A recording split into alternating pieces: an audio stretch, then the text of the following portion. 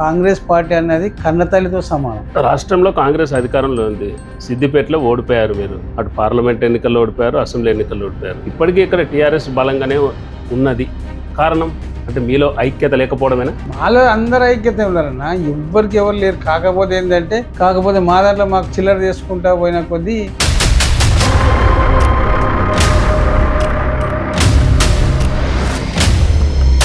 Incharge ఉండాలంటున్నారా, incharge తొలగించాలంటున్నారు? మీరు అధిష్టానికి ఏం చెప్పదలుచుకోరు? Congress party అధిష్టానికి నాకు తెలిసి అంటే ఒక డిపాజిట్ ఉన్న వాళ్ళు ఇన్ఛార్జ్ ఇవ్వాలి. డిపాజిట్ దక్కన వాళ్ళకి ఇస్తే ఏమైతుందంటే ఈయనకంటే పెద్దవాళ్ళు ఉన్న వాళ్ళు బాధపడతారు. ఇప్పుడు జస్ట్ నువ్వు నాకంటే పెద్దోను అయినావు, నువ్వు పెద్దోను ఉండి ఈ ఇన్ఛార్జ్ అడిగే వరకు ఇన్ఛార్జి కలుపుకొని పోతే నప్పితే అందులో ఏం కాదు.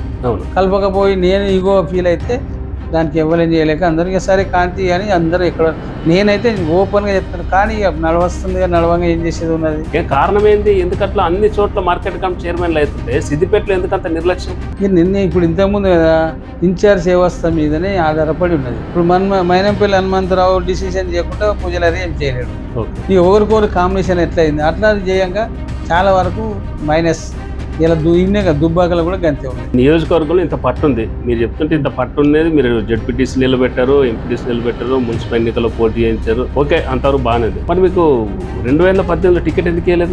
మరి 20 ఇవ్వలేదు, మన 23లో కూడా ఇవ్వాలి. ప్రయత్నం చేశారు, 23లో కూడా చేసినాం.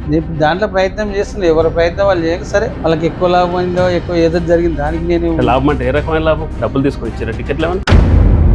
మన పార్లమెంట్ ఎన్నికలు జరిగినాయి 2024లో. నీలమ్మధు పోటీ చేసి కాంగ్రెస్ నుంచి. ఎందుకు సిద్దిపేటలో అన్ని ఓట్లు తక్కువ? సిద్దిపేట, మెదక్ 2 నియోజకవర్గాల వల్లే ఓడిపోయింది అనేది బాగా టాక్. సిద్దిపేటలో నిజంగా అంత సహకారం అందలేదు, ఆయనకు అందియలేదా కాంగ్రెస్ వాళ్ళు? కార్యకర్తలు కింది స్థాయిలో చేయొచ్చు, పాపం వాళ్ళు చేయొచ్చు.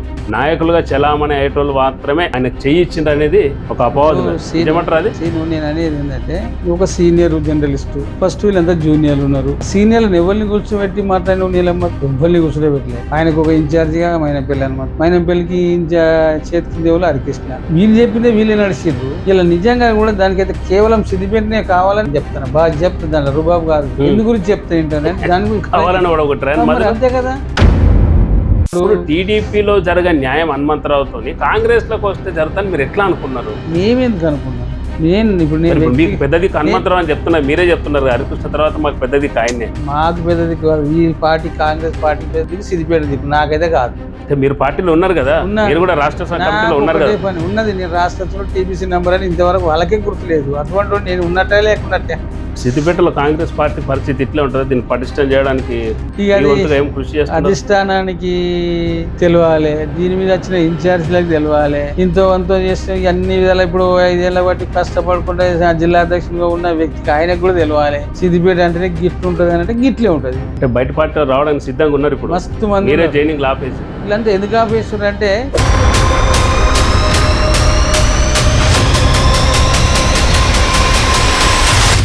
హనుమంతరావు వచ్చిన తర్వాత పార్టీ ఏమైనా ఇంప్రూవ్ అయిందా? ఆయన విలువలేం పోలేదంటే అర్థం చేసుకో. ఆయన విలువకపోవచ్చు మిమ్మల్ని. మీకేమన్నా కనబడుతుందా ఆయన వచ్చిన తర్వాత పార్టీ ఏమన్నా డెవలప్ అయినట్టు కనబడుతుందా? ఏమీ కాలేదు. ఎందరో మస్తుగా చెప్పుకుంటారు కావచ్చు. ఆయన ఏమన్నా అనుకోని నాకేం అభ్యంతరం లేదు. నేను ఇప్పుడు ఆయన నాకు మోసం చేసిన నీకు చేసినాను కాదు. ఇష్యూ అయితే ఆయన చేసేవాళ్ళన్నా. ఇప్పుడు ఏం చెప్తారు? ఇన్ఛార్జ్ ఉంటున్నారా? తీసేయమంటారు? తీసేయాలి. తీసేస్తేనే కాంగ్రెస్ బాగుపడుతుంది. లేదంటారు వాళ్ళకు ఒక మంచి బాధ్యత అప్పచెప్పని పెట్టారు. ఈ వ్యవస్థ చేయగానే అందుకోసమే ఇన్ఛార్జ్ వ్యవస్థ ఖరాబ్ చేసింది కాంగ్రెస్ పార్టీ అని చెప్తున్నాను. నిజంగా సార్ మున్సిపల్ ఎన్నికల్లో 43 వార్డులకు 43 దొరుకుతారా? ఈ పార్టీలో ఉన్నారా? ఖచ్చితంగా తెచ్చుకోవడమేనా? బరాబరి దొరకబడతాం, బరాబరి లేబెడతా, ఇచ్చిపెడతాను అయింది. ఇప్పుడు స్థానిక ఎన్నికల్లో ఏందో నేనేందో చాట చూస్తా. ఖచ్చితంగా కార్యకర్తలు అందరు ఏకదాటి చేద్దాం. కానీ ఇప్పుడు ఇంత అవకాశాన్ని మేము గెలిపించుకోకపోతే మాకు ఎనడత్తది. ఎట్టి పరిస్థితులు మేము ఈసారి మున్సిపాలిటీ కొట్టడమే మాకు గ్రేట్ జయం. నమస్తే, welcome to open talk with DS. ఈరోజు మన అతిథి మున్సిపల్ మాజీ కౌన్సిలర్, ఒకప్పటి టీడీపీ కీలక నేత, ఇప్పుడు రాష్ట్ర కాంగ్రెస్లో కీలక పాత్ర పోషిస్తున్నటువంటి దరుపల్లి చంద్రం. ఈరోజు ఆయనతో మాట్లాడే ప్రయత్నం చేద్దాం. చంద్రమన్న నమస్తే. నమస్తే. బాగున్నారా? బాగున్నా. కాంగ్రెస్ పార్టీలో చేరిన తర్వాత చాలా బిజీ అయ్యారు. టీడీపీ నుంచి కాంగ్రెస్ లోకి వచ్చిన తర్వాత ఎట్లా ఉందన్న మీ పరిస్థితి? మంచిగానే ఉన్నది. ఇప్పుడు కాంగ్రెస్ లోకి వచ్చినప్పుడు ఏంటంటే ఎలాది రేవంత్ రెడ్డి తోటి మనం ఎప్పుడైతే అప్పుడు రేవంత్ రెడ్డి, ఉత్తమ్ కుమార్ తోటి వీళ్ళందరితో మేము జాయిన్ అయినాం. అప్పుడు ప్రతాప్ అన్న మేమందరం మంచి జాయిన్ అయినప్పుడు మంచి పార్టీలో అప్పుడు మంచిగానే ఉండేది, పర్వాలేదు.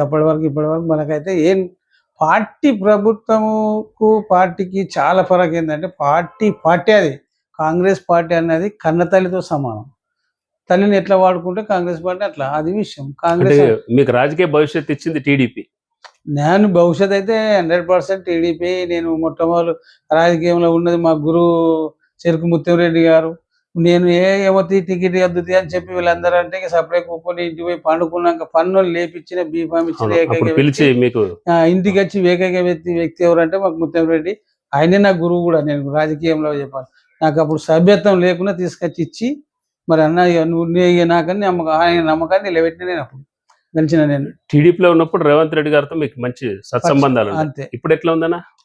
అప్పుడు ఇప్పుడు ఎప్పుడు ఒకటే ఉన్నది. ఇప్పుడు ముఖ్యమంత్రి అయినా కూడా మనకు కనవడానికి చంద్రబాబు అప్పుడు ఎట్లా పిలిచిందో ఇప్పుడు అదే రకంగా ఉన్నది. మనకి ఇప్పటికైతే ఎలాంటి ఆయనతోటి అభిప్రాయాలు లేవు. సీఎం అయిన తర్వాత కలిసారా? సీఎం అయినాక మొన్న 14 తారీఖు నాడు కూడా పోయినాం. పోయి ఇట్లా కలుద్దామని కోరిక రారి అని చెప్పి రంగనే. అంతకుముందు ఒకసారి ఇప్పుడు 4-5 సార్లు సీఎం అయినాక 4-5 సార్లు కలిసిన. మనం హ్యాపీగా ఒకరోజు అయితే నాకు అయినాక డిసెంబర్ అయినాక జనవరి 3వ తారీఖు నాడు ఏమన్నా కానీ సందర్భాలతో నేను పోదాను పోయినాము ఫస్ట్ టైం. ఆయన గేట్ కాడికి వెళ్ళి చూసి నేను ఇక్కడ పోలీసులు పోలేకపోతే రోడ్డు మీద లేవడ్డా. సర్దం అద్దాలకి వెళ్ళి చూస్తాడే ఇట్లా చేయలు కట్టుకొని లేవడ్డా. చూసే వరకు ఆడ బండి ఎక్కేటప్పుడు నడిచి వచ్చింది. నాకు పెద్ద ఘన విజయం ఏంటంటే చాలా హ్యాపీగా అనుకున్నది. ఎందుకంటే రేపు ఇంకా మా మనసులో నేను ఉన్నారు అనేది నాకు చాలా సంతోషం. టీడీపీలో ఉన్నప్పటి నుంచి ఆయన ఉన్నాడు కాబట్టి చంద్రం గిట్ల లేవడం అంటే సార్ లోపల రానిత్తలేరు అంటే ఆయన నవ్విండు. నవ్విద్దా అనగానే అప్పుడే ఒక షాలో గప్పచ్చా సార్ అన్ని పర్మిషన్ అడిగినట్టు అడిగితే ఏందని ఆయన తెచ్చి దగ్గరికి కలుపుకొని హ్యాపీగా చూసి అనగానే ఆ రోజే అన్న ఇక జరిగే ఏమన్నా కానీ ఇప్పుడు నాకు సిద్దిపేట నుండి ఏదైనా ఒక ఆదర్శంగా ఇవ్వాలని చెప్పి ఆ రోజు నేను ఇచ్చిన మెమోరీన నా ఒక లెటర్ ప్యాడ్ మీద టీపీసీ నెంబర్ కలగకుండా ఇచ్చినావు, ఇది కూడా నువ్వు ఇష్టం ఉన్నది అని చెప్పి ఇచ్చిన. పోస్ట్ అన్నది నేను అడిగింది అన్నాడు. ఏం పోస్ట్ అడిగారు? నేను మా కార్మికులే అడిగినా. కార్మికులే కావాలని చెప్పి అడిగిన. నేను కార్మికులు ఇస్తే కార్మికులకు కూడా నేను ఇంత రాష్ట్ర అధ్యక్షునిగా ఉన్నా. మొన్నటిసారి కూడా కాంగ్రెస్ పార్టీ ఏదైతే మ్యానుఫ్యాక్చర్లో పెట్టిర్రు ఇలా మాకు అంతకుముందు మొత్తం కార్మికులను తీసుకొని పోతే కూడా ఆయన అప్పుడు అధ్యక్షుడు ఉన్నప్పుడు కూడా హామీ ఇచ్చాడు 10 లక్షల రూపాయల బీమా నేను ఖచ్చితంగా చేస్తా. ప్రభుత్వం వచ్చిన తర్వాత ఈ పింఛని మాకు శాశ్వత కార్డు ఇవి ఇంపార్టెంట్ సార్, ఇవి చేస్తే ఏకదాటిగా మా కార్మికులు కూడా సపోర్ట్ చేస్తారని చెప్పి అంటే 100% ఆయన పేపర్ స్టేట్మెంట్ కూడా ఇచ్చిండు. దాని మీద అదేం లేదు. ఇప్పుడు మేము ఆయన కూడా అడిగేది అదే అడుగుతున్నాం. అమలు అవుతుందా? అవుతుంది. మొన్న ఆయన ఏమి ఇచ్చిండంటే 2000 రూపాయలు పింఛన్ చేస్తా అంటే 2000 వద్దు సార్ 5000 ఇవ్వాలి దయచేసి. ఎందుకంటే మాది కూడా మా చెస్ బోర్డులోకి వెళ్ళి ఇవ్వండి. మామూలుగా ప్రభుత్వం కూడా అందరికి ఇస్తుంది కదా, అందులో మేమైతాం కాకుండా మా చెస్ బోర్డు నుండి ఒక 5000 రూపాయలు మాకున్న 1996 చట్టం ఉంటే ఆ చట్టంలో ఉన్న డబ్బులు దాదాపు 22,000 లక్షల కోట్ల రూపాయలు ఉన్నాయి. ఆ రూపాయల పైసలు ఉన్నాయి, అలాగే మాకు ఇవ్వండి. బీమాలు ఇస్తారు, ఇవన్నీ ఇస్తారు కదా. సంఘటిత కార్మికుల సంఘం నుండి రాష్ట్ర అధ్యక్షునిగా నేను అవి కావాలి అని చెప్పి కోరుకుని నాకు లెటర్ కూడా ఇచ్చినాం. సరే అన్నాడు. మొన్న మొన్న షార్ట్ పీరియడ్లో మొన్న కూడా కాంగ్రెస్ పార్టీ నుండి అప్పుడు కార్మిక శాఖ మంత్రిని ఎవరు ఇవ్వలేదని కూడా మేమే అప్లికేషన్ పెట్టి బోర్డు చైర్మన్ ఏర్పాటు చేయాలి ఇవన్నీ అని చెప్పి ఇచ్చినాం. అవన్నీ చూసిన తొందరనే మాకు అనుకూలంగా కార్మిక శాఖ మంత్రిని ఇచ్చిండు. ఆ కార్మిక శాఖ మంత్రులు మా అదృష్టంగా భావించవచ్చు. ఎందు గురించి అంటే తన తండ్రి కూడా కార్మిక శాఖ మంత్రి ఉన్నాడు, వెంకటస్వామి గారు. అది మనకు తెలియదు కానీ విషయాలు అటువంటి ఒక కార్మిక వ్యవస్థలో ఉన్న వ్యక్తిగా వచ్చిందంటే మేము కూడా అందరం చాలా సంతోషంగా హ్యాపీగా ఉండి మొన్న పోయి సన్మానం చేసి శాలువా కప్పి సార్ ఇక మా కార్మిక వ్యవస్థ అని మా లెటర్ ప్యాడ్ మీద అన్ని ఇచ్చి తొందరగా మాకు జర టైం ఇస్తే మేము సిద్దిపేటలో ఒక కార్మికులం ఎట్లా ఉన్నాము, ఎంత జనం ఉన్నది, ఇలా వ్యవస్థ ఉందని నీతో మొర పెట్టుకుంటాం, చెప్పుకుంటే మాకు కొంచెం మీరు సహకరిస్తారని నమ్మకం ఉన్నది. నీకు తగ్గట్టు ముఖ్యమంత్రి ఉన్నారు, ముఖ్యమంత్రి దగ్గరికి మంచి కార్మిక శాఖ మంత్రి ఉన్నారు. మరి అటువంటిది నేను కూడా ఒక కాంగ్రెస్లో ఉండి కార్మిక రాష్ట్ర అధ్యక్షునిగా కూడా నేను మరి ఒక కార్మికులకు కూడా నేను న్యాయం చేసేదానికి అక్కడికి వస్తుంది. కాబట్టి మీరు కూడా మాకు సహకరించి టైం అంటే ఒక 2-3 రోజులు టైం తీసుకుంటాను. జర వచ్చింది మొన్ననే కదా, ఇవాళ మేము కార్మికులదే మేము పోయినాడు కూడా కార్మిక మొత్తం లేబర్ ఆఫీసర్లు కమిషనర్లతో మీటింగ్ పెట్టిండు. మీటింగ్ ఉన్నది, అదే విషయాలు మాట్లాడుతున్నాం అంటే సంతోషం. ఓకే సార్ అని చెప్పి మేము వచ్చే శాల కప్పి నమస్తే పెట్టినాం. ఈ 2-3 రోజుల్లో పోయి టైం తీసుకొని ఒక సిద్దిపేటలో పెద్ద సభ పెట్టాలని కోరిక. ముఖ్యమంత్రి తీసుకొస్తారా? ముఖ్యమంత్రి గురించి కాదు కానీ మొత్తడా రాళ్ళ చెప్తాం. దాని మీద మేము గట్టిగా హామీ కానీ లేబర్ ఆఫీసర్లను పిలిపిస్తాం. లేబర్ మినిస్టర్ వివేకానందన్ కూడా ఇక్కడికి ఖచ్చితంగా తీసుకొచ్చి సిద్దిపేటలో ఖచ్చితంగా పెట్టాలనేది కూడా మా కార్మికులందరూ ఆశ. ఎందుకంటే సిద్దిపేట జిల్లా, సిద్దిపేట టౌన్లో రాష్ట్ర అధ్యక్షుని, మరి సిద్దిపేటలో ఇలా బలమైన టీఆర్ఎస్ ఉందని ఒక బలం చూస్తారు కదా, ఆ బలం ఏందో మరి కాంగ్రెస్ అంటే ఏందో అని కూడా చూపిద్దామని ఇది ఒక అన్ని అభిప్రాయాలు కొలుచుకొని ఆయనను తీసుకుందామని చెప్పి మా యొక్క అభిప్రాయం. రాష్ట్రంలో కాంగ్రెస్ అధికారంలో ఉంది, సిద్దిపేటలో ఓడిపోయారు మీరు, అటు పార్లమెంట్ ఎన్నికల్లో ఓడిపోయారు, అసెంబ్లీ ఎన్నికల్లో ఓడిపోయారు. ఇప్పటికీ ఇక్కడ టీఆర్ఎస్ బలంగానే ఉన్నది. కారణం అంటే మీలో ఐక్యత లేకపోవడమేనా? మాలో అందరు ఐక్యత ఉన్నారన్న, ఎవ్వరికి ఎవరు లేరు. కాకపోతే ఏంటంటే ఈ యొక్క దీన్ని సమన్వయం ఏంటంటే దానికి ఇప్పుడు ఒక అందరం కొట్లాడతాం, టికెట్ కావాలని కొట్లాడిన దాంట్లో ఎవరికో ఒకరికి వచ్చింది సంతోషం, దాని మీద మాకు ఎలాంటి అభ్యంతరం లేకుండే. నీకు వచ్చిన వాళ్ళు వ్యక్తి ఏం చేయాలి, ఇప్పుడు దాని మీద ఖచ్చితమైన నుండి మనకు బాధ్యత అప్పచెప్పి ఆ బాధ్యతను అందరికి నెరవేర్చుకుంటే ఈ టీఆర్ఎస్ ఎక్కడ ఉంటుంది నా తుపునుకపోతుంది. కాకపోతే మా దాంట్లో మాకు చిల్లర చేసుకుంటా పోయిన కొద్దిగా వాళ్ళకు ఐక్యత లేకుండానే ఐక్యత అనేది ఐక్యత అంటే ఇన్ఛార్జ్ మీద ఉండాలి. ఐక్యత ఇన్ఛార్జ్ అనేది వ్యవస్థ. ఇలా మేము సీనియర్లం, అవును, అంటే ఆయన అప్పటికే సీనియర్ కావచ్చు, నేను వచ్చిందని విషయం చెప్తున్నాం. మేమైతే కాంగ్రెస్ నుండి వచ్చారు కాబట్టి అక్కడ కూడా సీనియర్ లీడర్ కాబట్టి ఇక్కడ సీనియర్ గానే పరిగణిస్తారు కదా. అది ఆ విషయంలో మేము చెప్తున్నాం. ఇప్పుడు నా లాంటి వాళ్ళు ఇప్పుడు ఉన్నారు, ఇలా అందరు నాకంటే ఇంకా ముందైన కాంగ్రెస్ వాళ్ళు ఉన్నారు. మరి అందరినీ కలుపుకుంటూ అందరు కూర్చోబెట్టి చేసుకుంటూ పోతే హ్యాపీగా ఇక్కడ టీఆర్ఎస్ అనేది ఎక్కడ కనపడదు.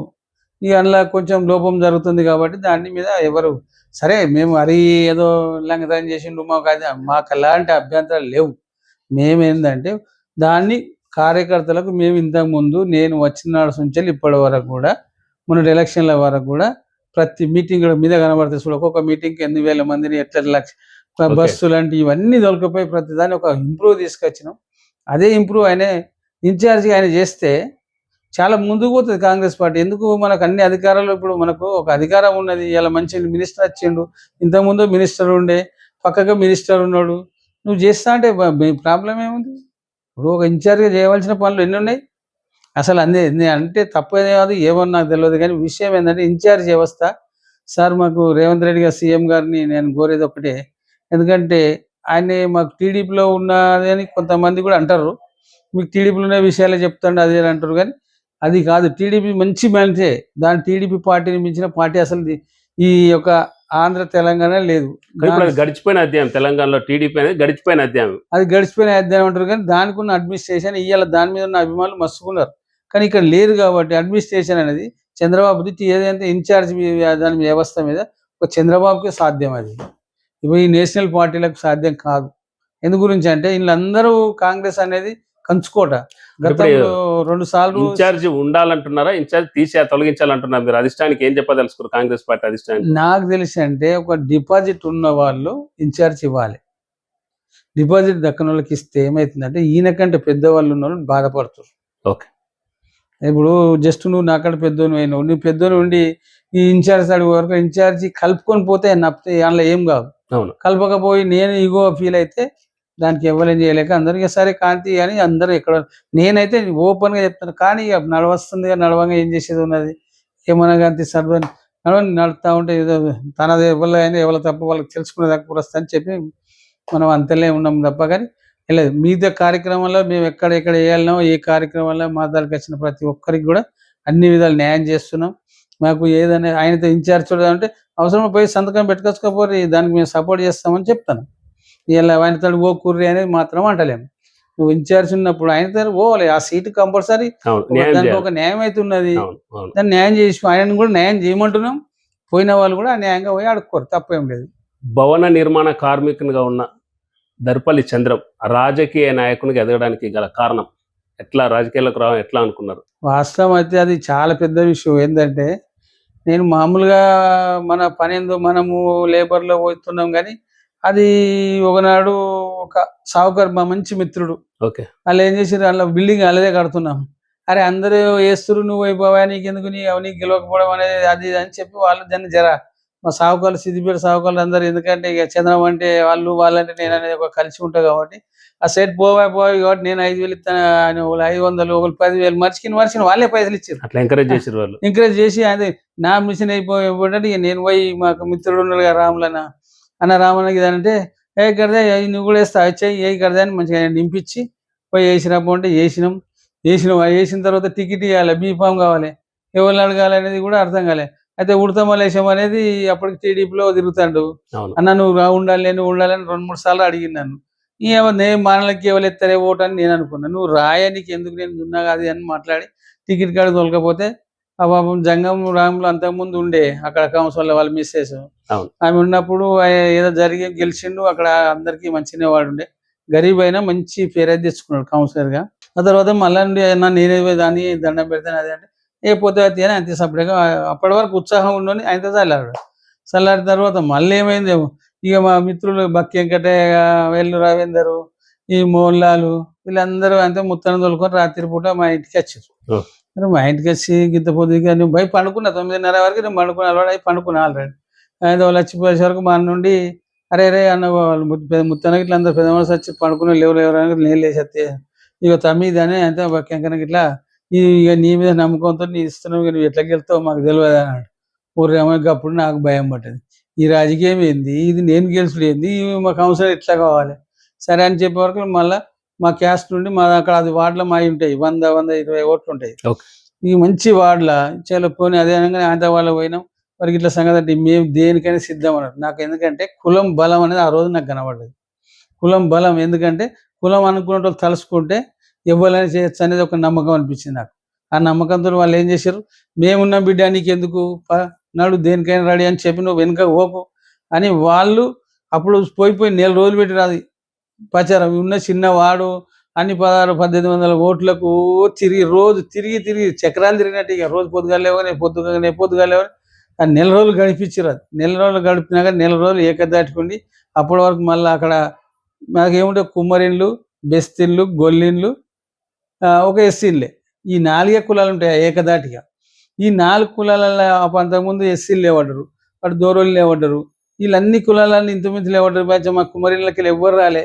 మొట్టమొదటి వ్యక్తిగా మా వాడు ముందుకు వచ్చింది. దయచేసి మీరందరూ ఎట్లయినా చేసి మాకు ఈసారి ఒక్కసారి అవకాశం మా వాళ్ళు పెద్దోళ్ళు అందరూ మంచిగా పోయి దండం పెట్టుకోడు, ఎస్సీలు అనుకుంటా బీసీలు అనుకుంటా అందరి ఇళ్ళలో పోయి దండం పెట్టుకుని వస్తే బ్రహ్మాండమైన మెజార్టీ తోటి కౌన్సిలర్ గెలిచినప్పుడు చరిత్రలో ఇప్పటివరకు కుమ్మరి కులం నుంచి ప్రజాప్రతినిధి ఎవరు కాలే. మా కులం నుండి పోటీ కూడా చేయకపోవచ్చు కదా, పోటీ నిర్ణయాలు చేసారు కానీ అంతకుముందు ఎవరు మొట్టమొదటి అప్పుడు 2005లో నేనే ఫస్ట్ మీతోనే స్టార్ట్ అయింది.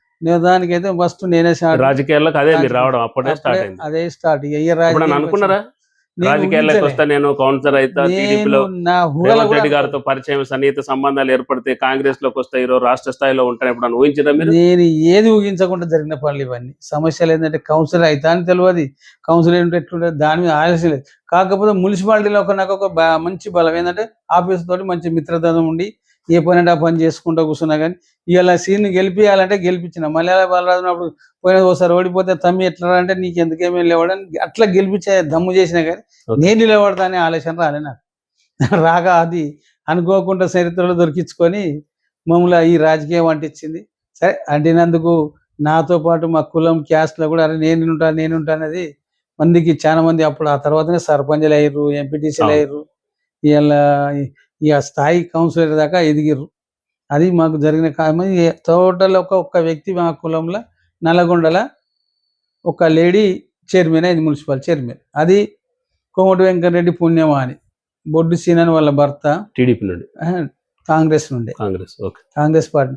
సరే ఏ పార్టీలో అయినా మేమైతే మా దాంట్లో ఉన్నది అక్కడ చైర్మన్గా నేను ఒక కౌన్సిలర్గా. మరి ఆంధ్ర నుండి రాజశేఖర రెడ్డి దగ్గర మిత్రులు కాబట్టి ఐలపురం వెంకన్న అని ఆయన కూడా ఎమ్మెల్సీగా అదై ఈ యొక్క ముగ్గురమే అనుకోరాదు ఇట్లా అని దాన్ని బట్టి ఇలా అందరు ఎదుగుతురు కానీ ధైర్యం వస్తలేదు మా వాళ్ళకు, ఏ పార్టీ సంబంధిస్తలేదు. కాంగ్రెస్ పార్టీ అధికారంలోకి వచ్చి దాదాపు 20 నెలలు, ఇంకో వారం రోజులు 20 నెలలు నిండుతాయి. ఈ రోజు వరకు మార్కెట్ కమిటీ చైర్మన్లు మన సిద్దిపేట నియోజకవర్గంలో రిక్రూట్ నియమించలేదు. తర్వాత ఎవరికి నామినేటెడ్ పదవులు రాలేదు. చాలా మంది నేతలు ప్రయత్నం చేస్తున్నారు.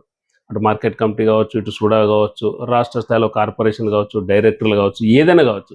కారణం ఏంది? ఎందుకట్లా అన్ని చోట్ల మార్కెట్ కమిటీ చైర్మన్లు అవుతుంటే సిద్దిపేటలో ఎందుకంత నిర్లక్ష్యం? నిన్నే ఇప్పుడు ఇంతకుముందు కదా ఇన్ఛార్జ్ వ్యవస్థ మీదనే ఆధారపడి ఉన్నది. ఇన్ఛార్జ్ వ్యవస్థ అనేది ఇన్ఛార్జ్ నాకు తెలిసిన టీడీపీ గురించి 2 ముచ్చట్లు ఇన్ఛార్జ్ అంటే ఏంది అనేది చెప్పగలుగుతాను. ఇన్ఛార్జ్ అనే వ్యక్తి ఓడిపోగానే మొత్తం టోటల్ కాన్స్టిట్యూన్సీ మీటింగ్ పెట్టాలి. నాకు ఇన్ఛార్జ్ ఇచ్చారు, నేను ఇట్లే ఉంటా మీతోటి, మంచి అని చెడైనా మీతో ఉంటా అని చెప్పి ఆయన వినిచిపెట్టి ఒక్కొక్క మండలాల నుండి మండలానికి ఒకసారి పెట్టి కాన్స్టిట్యూన్సీ మీటింగ్ పెట్టుకుంటూ వాళ్ళ కింద ఆపదలు మంచి చెడు చేసుకుంటూ ఇప్పుడు ఒక మన నంగనూరు మండలం ఉంది, నంగనూరు మండలంలో వెళ్ళి వాళ్ళ నలుగురు కూర్చుని ఎవరికి చైర్మన్ ఇస్తాన్ని ఓడిచిపోతే అది కాంపిటీషన్ ఉండకుండా వెళ్ళిపోయేది. ఇప్పుడు మీద వద్ద అంటలేరు కదా, అది చేయవలసిన పనులు ఎవరు చేయాలి? ఇన్ఛార్జ్. ఎందుకు ఇన్ఛార్జ్ అట్లా ఎందుకు నానబెడుతున్నాడు దీన్ని? అతనికి మీద ఇప్పుడు ఇంకోటి ఇన్ఛార్జ్ మీద కూడా పూర్తిగా బరువెత్తలేరు. ఈయనకి ఏం చేశారు, మళ్ళీ ఇన్ఛార్జ్కి ఇంకో ఇన్ఛార్జ్ ఇచ్చారు. ఎవరు? ఆయన మైనంపల్లి హనుమంతరావు. ఓకే. ఇప్పుడు మైనంపల్లి హనుమంతరావు డిసిషన్ చేయకుండా పూజలారి ఏం చేయలేడు. ఓకే. ఈ ఒకరికొకరు కాంబినేషన్ ఎట్లయింది అట్లా చేయంగా చాలా వరకు మైనస్. ఇలా ఇన్నే కదా దుబ్బాకలో కూడా గంతే ఉన్నది. దుబ్బాకలో ఏ మార్కెట్ చైర్మన్ ఇవ్వలే ఎక్కడ, అదొకటి మన ఎక్స్ఎమ్మెల్యే కాబట్టి ఆయన అనుభవశాలి ఉన్నాడు కాబట్టి ఆయన గట్టిగా లేబడి తీసుకొని ఇంకొకటి ఆయనది కూడా పెండింగ్ ఉంది. 3 చైర్మన్లు ఇచ్చి 4కి ఇంకో 3 ఒకటి పెండింగ్ ఉంది. దానికోసం కూడా ఆయన అరే ఇదేం చేయాలని తిరుగుతుండే ఆయన్ని. అన్ని తెలిసి ఒక ఎమ్మెల్యే 5 ఏళ్ళు చేసిన ఎమ్మెల్యేనే కదా తక్కువ పడుతుంది. మరి సిద్దిపేట్ల మన ఇది దుబ్బాకలు అయితే ఎవరు దిక్కు లేకుండా ఉన్నట్టు ఇది ఒక పార్టీని అయితే మాత్రం దీన్ని మాత్రం నేనైతే నా అభిప్రాయంలోనైతే 100% ఫెయిల్ అని కూడా చెప్పగలుగుతా. ఎందు గురించి ఫెయిల్ అంటే దీనికి ఇన్ఛార్జ్ ఇప్పుడు కొలకోళ్ళు ఇన్ఛార్జ్ చేసినప్పుడు దాన్ని గట్టిగా లేవాడు పని చేస్తే ఏమన్నా చిన్న కార్యకర్తకు పార్టీ వస్తే అధికారంకి వస్తే ఎంత లాభం అనేది ప్రతి ఒక్క కార్యకర్తకు ప్రేమ ఉంటుంది. అటువంటి ప్రేమలు ఇవాళ కార్యకర్తలు నర్వాసున్నారు. లీడర్ చొరవ తీసుకోవచ్చు కదా, చొరవ తీసుకొని అధిష్టానం దృష్టి తీసుకోవచ్చు. ముఖ్యమంత్రి గారు చాలా దగ్గర, ఆయన దృష్టి తీసుకుపోయి చెప్పొచ్చు కదా పార్టీ పరిస్థితి ఇట్లా ఉంది, ఇన్ఛార్జ్ ఎవరు పట్టించుకోవడం లేదు, ఆయన వల్ల నష్టం జరుగుతుంది చెప్పొచ్చు కదా మీరు. మేము అదే చెప్తున్నాం ఎప్పుడు పోయినా, నా భాష అదే. ఆయనకు వేరే నాకు పదవి నాకు ఇది అది అని కోరిక కంటే ముందుగా సిద్దిపేట మీద కొద్దిగా కాన్ఫిడెంట్ పెట్టండి కొంచెం అని చెప్పి ఆయనకు వేయమన్నా కూడా చెప్పొచ్చిన. నాకు ఇద్దరు మిత్రుల్లాగానే ఉంటారు కాబట్టి నేను మంచిగా పోయి అన్న నా పార్టీ నాకు మీరు కాంగ్రెస్ పార్టీలో నాకు 2018లో వచ్చిన టికెట్ ఇస్తా అని చెప్పి మళ్ళీ టైంకి తీర్మానం చేసి ఆయన తర్వాత సరే అలయన్స్లో పోయింది. అలయన్స్లో పోయినా కూడా అప్పటికి నేను ఏమనుకోవాలి ఇచ్చిపెట్టినాం. తర్వాత వెంటనే 2019లో గాలి అనిల్ గారిని ఇలా పార్లమెంట్కి ఇచ్చారు. పార్లమెంట్కి ఇస్తే అప్పుడు నేను భుజాల మీద వేసుకొని దీన్ని మొత్తం ఇది అని చెప్పి చింపితే ఆ రోజు అప్పటికి వెనుకబడిపోయిన కాంగ్రెస్ను దాన్ని ప్రతి మండలం ప్రతి వాళ్ళ మండలాధ్యక్షులతో సహకారం అందరూ సహకారం చేసుకుంటే ఎట్లా చేస్తే బాగుంటుంది అనుకుంటా వాళ్ళతో కలిపి అందరు పంపించి ప్రతి బూతుకు రూపాయి అయితే రూపాయి అంటబెట్టుకుంటా చేసి ఎక్కడ వాళ్ళకి అక్కడ అందరికి చేసి సెట్ చేస్తే 32,000 ఓట్లు వచ్చినాయి. 36,000 ఓట్లు వచ్చినాయి. బీజేపీ కంటే మాకే 2 ఓట్లు తక్కువ సిద్దిపేట పార్లమెంట్లో. మరి అటువంటి 36,000 ఓట్లు ఎటుపోయినాయి? ఇప్పుడు ఏమైంది, మొన్న అధికార సీఎం వచ్చి అప్పుడు మాకు ఎవ్వరు ఒక ఎమ్మెల్యే కూడా రాలే ఇటాకల. ఆయన ఒక్కడే కాన్స్టిట్యున్సీకి ఇప్పుడు పార్లమెంట్కి ఆయన వచ్చింది, ఒక సిద్దిపేటకి వచ్చిండు ఒకరోజు, ఈ 2 మండలాలు తిరిగిండి వెళ్ళిపోయాడు ఆయన క్యాండిడేట్గా గాలి అనిల్. మరి క్యాండిడేట్గా తిరిగిండు వెళ్ళిపోయాడు. ఆయన పెట్టిన ఖర్చు మామూలుగానే పర్వాలేదు. ఇది రాదు అనేది ఒక విజయశాంతి 50 సిద్దిపేటలో అసలు ఓట్లే పడే అనేది ఆమెకి ఇలా నిజంగా ఎమ్మెల్యేస్ ఎందుకు ఇచ్చారో నాకు అర్థం కాలేదు. నేను ఆమె కూడా మాట్లాడచ్చు. ఎందుకంటే నువ్వు కారు రాదన్న దగ్గరనే 36,000 వచ్చినాయి, వస్తుందన్న అక్కడ 26,000 వచ్చినాయి. అప్పుడు మైనస్. సరే అది వచ్చింది. అట్లా పోయిన తర్వాత ఏం చేసినాం, అవి అయిపోయినాక ఎంపీటీసీలు ఇలా అంతకుముందు ఇలా సిద్దిపేటలో కూడా 2-3 కంటే ఉండే, అవిట్లో కూడా జడ్పీలను నిలబెట్టాలని వెనక ముందు అయ్యారు. మొన్నటిసారి 5 జడ్పీలు నిలబెట్టిన నేను, 5 ఇలా ఇక్కడ నంగనూరులో యాదగిరి ఆయన స్టాండర్డ్ ఉన్నాడు కాబట్టి ఆయన ఏం గెలకలే. ఆయనకు బరాబర్ మేము కూడా సాత్ ఇచ్చినాం, ఆయన మాకు చేసిండు.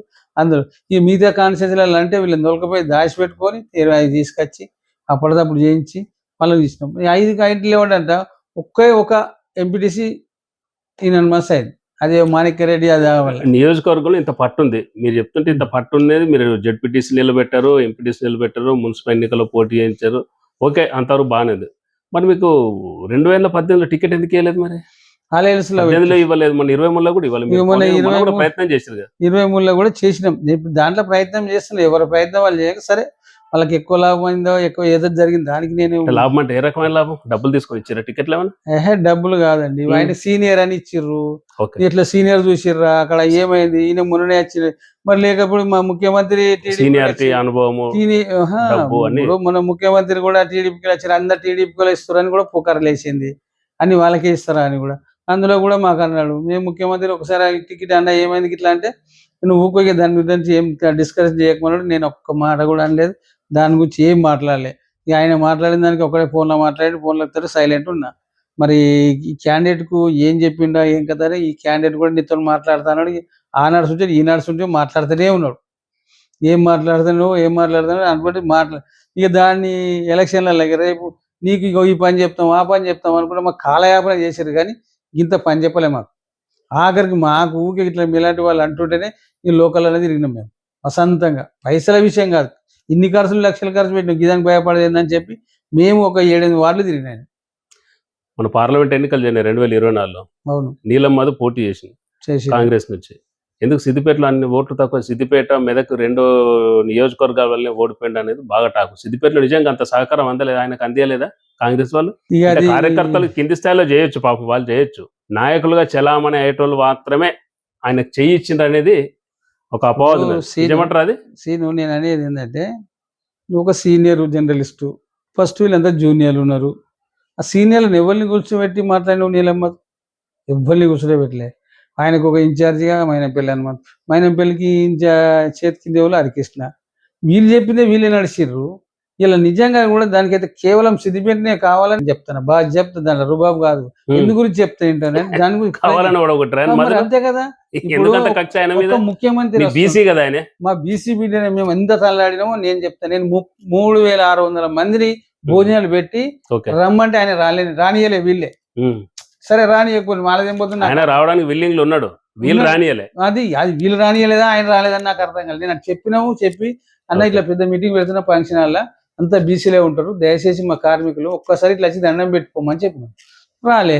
వీళ్ళు రానప్పుడు మనం ఎవరైనా చేసాం, అది అయిపోయిన తర్వాత సీఎం అత్తుండు, సీఎం కు ర్యాలీ తీసినాం, దానిలో బ్రహ్మాండగా. తర్వాత క్యాండిడేట్ కు పర్మిషన్ పాత బస్టాండ్ నుండి నర్సపంచ్ చౌరస్తా నుండి ఖమ్మం లాల్ ఖమ్మం నుండి అట్లా తీసుకుపోయి అక్కడ తన ఫామ్ హౌస్ కాడికి పోవాలి. పర్మిషన్ కూడా అట్లే ఉంది. మరి దాన్ని ఏం చేసారు? ఈ టైం వేసి కూడా వచ్చి ఈడికెళ్ళి బస్ స్టాండ్ నుండి చక్కగా విటటా చౌరస్తా నుండి ఆ గుడిసెల కాడికి దొరకపోయి వాడిలో పెడితే ఎవరు తెలుస్తుంది? క్యాండిడేట్ తిరుగుడు కూడా తప్పే, ఆయన కూడా తెలియకపోతే టౌన్ మొత్తం తిరిగితే పరిచయం అవుతుంది, టౌన్ ఎక్కడ కాంగ్రెస్ అభ్యర్థి అని తెలిసిపోతుంది. టౌన్ ఎక్కడ ఉంది? నేను ఇప్పుడు నర్సపంచ్ చౌరస్తా ఖమ్మం నుండి పోతేనే ఇదంతా పాత సిద్దిపేట కదా, 99% తిరిగినట్టు ఉంటుంది. కానీ నువ్వు గీడికెళ్ళి ఇట్లా పోయారు. మళ్ళీ అటువంటిది ఎప్పుడు వచ్చిన మీటింగ్ పెడితే ఇట్లా పోతారు. మరి ఎందుకు పోతారో నాకైతే తెలుస్తలేదు. అది ఎందుకు గురించి మరి సిద్దిపేటలో ఇది మరి సిద్దిపేట పెరగనియద్దానా, కాంగ్రెస్ బతకనియద్దానా, లేకపోతే ఎందుకు చేస్తారో నాకు అర్థమవుతుంది. దానికి కూడా అధిష్టానం ఎన్నిసార్లు మొరబెట్టినాం. సరే వాళ్ళే పట్టించుకున్నప్పుడు ఇక మేమేం చేద్దాం, నడవని కాలాగా నడుతుంది కానీ నడవని మనం ఏం చేద్దాం అనే విషయంలో మేము అంతే తప్ప. కానీ వేస్ట్ గేయాల ఓడిపోయిందంటే ఎవరు చెప్తే ఏర్పడతాం. అనేది ఒకటి ఫస్ట్ మంచి చాలా మైనస్ ఏంటంటే మా ముద్రాజ్ అనేది కూడా చాలా మైనస్ అయింది. మధు కూడా బీసీలందరూ కలుపుకోపోకుండా ఒక్క కులాన్ని మాత్రమే హైలైట్ చేయడం అనేది నష్టం జరిగింది, కొంచెం నష్టం జరిగింది. ఇప్పుడు వాళ్ళే మనసులు లేచిన వాళ్ళే. ఎందుకంటే అక్కడ టీఆర్ఎస్ బలమైంది, అరే ఇన్ని రోజులు మేము సాధినది అని చెప్పి హరీష్ రావు వాళ్ళని డామినేట్ చేసి వాళ్ళని గమ్మి పెట్టిండు. అది వీళ్ళు గ్రహించలేకపోయారు. దానికి అలా ఎవరిది కాదు నష్టం. మీరు ఇంతకు ముందు చెప్పిన ఒక మాట, నియోజకవర్గ ఇన్ఛార్జ్ హరికృష్ణ, అవును, ఆయనకు ఇన్ఛార్జ్ మైనంపల్లి హనుమంతరావు అని. ఎందుకు హనుమంతరావు అంత ఎందుకు మోస్తున్నారో అంతగానం? మీకు సిద్దిపేట కాంగ్రెస్ గానీ వ్యక్తిగత మీకు గానీ న్యాయం జరుగుతుంది హనుమంతరావుతోనే? మాకు సిద్దిపేటలో ఏ శాతం 40 ఏళ్ళకు ఎల్ములతో కొట్లాడి సత్తానం గిట్ల జరగాలని అని చెప్పి అన్నట్టుగా మళ్ళా హనుమంతరావుని తొలకొస్తారు. దేనికి తొలకొచ్చారో మాకైతే ఇంటిమేషన్ లేదు. మా సీనియర్లకు అయితే నాకైతే లేదు. నేను ఫుల్గా చెప్తాను, మాకున్న సీనియర్లు అందరికి ఇలా జీసీని కానీ, మన తాడు శ్రీనివాస్ కానీ, ఎస్టీసీని కానీ, ఇలా శివప్ప కానీ, వీళ్ళందరం కలిసి ఒక రోజు ఆయన వస్తాడని చెప్పి కూర్చుంటే, అదే తాడు శ్రీనివాస్ ఫంక్షన్లా కూర్చుంటే, అది మన ఏది దీని పండుగ మా రంజాన్కి వచ్చిండు. సరే అందరు దీనిలో తిరిగి వచ్చినావు, మరి వీళ్ళని కూర్చుంటే మా కళ్యాణ మధ్యని వాడు ఏడాదిలో పెడతాడు. అటువంటి ఆ పిల్లలు తినుడు అయిపోయింది, ఆయనది అయిపోయింది, అందరు ఫుల్లా కూర్చుని లాస్ట్కు సాయంత్రం 6-6:30కి వచ్చింది. అంటే వీళ్ళందరూ మేము ఆబ్సెంట్ అయినట్టే కదా. హనుమంతరావు వచ్చిన కొత్తలో ఇప్పుడు మీరు చెప్పిన పేర్లు ఏవైతే 4-5 పేర్లు, వాళ్ళంతా రోజు ఆయనతోనే కలిసి ఒకటే వెహికల్లో తిరగడం సిద్దిపేటలో చాలా సార్లు తిరిగారు. చాలా ఆయన వెంట ఉన్నారు. ఎందుకు ఇప్పుడు అంత దూరమైన అందరు మరి ఆయన? అది నాకు తెలియదు, ఇక అది నేను చెప్పలేను, నాకు తెలియదు. వీళ్ళు అప్పుడు ఎందుకు హనుమంతరావు మీద భ్రమలు తొలిపోయినాయి వాళ్ళకు. వాళ్ళు అప్పుడు ఎందుకు తిరిగారు, ఇప్పుడు ఎందుకు తిరుగుతలేరు, నేను దాని గురించి నేను ఎలాంటి నాకు తెలియదు. ఎందుకు తెలియని విషయం మనం మాట్లాడవచ్చు. ఇప్పుడు వాళ్ళందరికంటే హనుమంతరావు గారితో అనుబంధం మీకే ఎక్కువ ఉన్నది. అవును 2003, 2002, 2003 అయినా ఉమ్మడి జిల్లా మెదక్ జిల్లా టీడీపీ అధ్యక్షుడు ఆయన. ఎస్ సిద్దిపేటకు చాలా సార్లు వచ్చాడు. తర్వాత ఉప ఎన్నికల్లో ఆయన అప్పుడు ఉన్నాడు. తర్వాత బాహుమోహన్ పోటీ చేసినప్పుడు ఆయనే ఉన్నాడు. ఉన్నాడు. అవన్నీ ఆయనే ఇక్కడ దగ్గర నుండి చేసి వాస్తవం అప్పుడు ఉన్నాడు. అప్పుడు టీడీపీలో జరగని న్యాయం హనుమంతరావుతోని కాంగ్రెస్ లోకి వస్తే జరుగుతాని మీరు ఎట్లా అనుకున్నారు? మేమెందుకు అనుకున్నాం?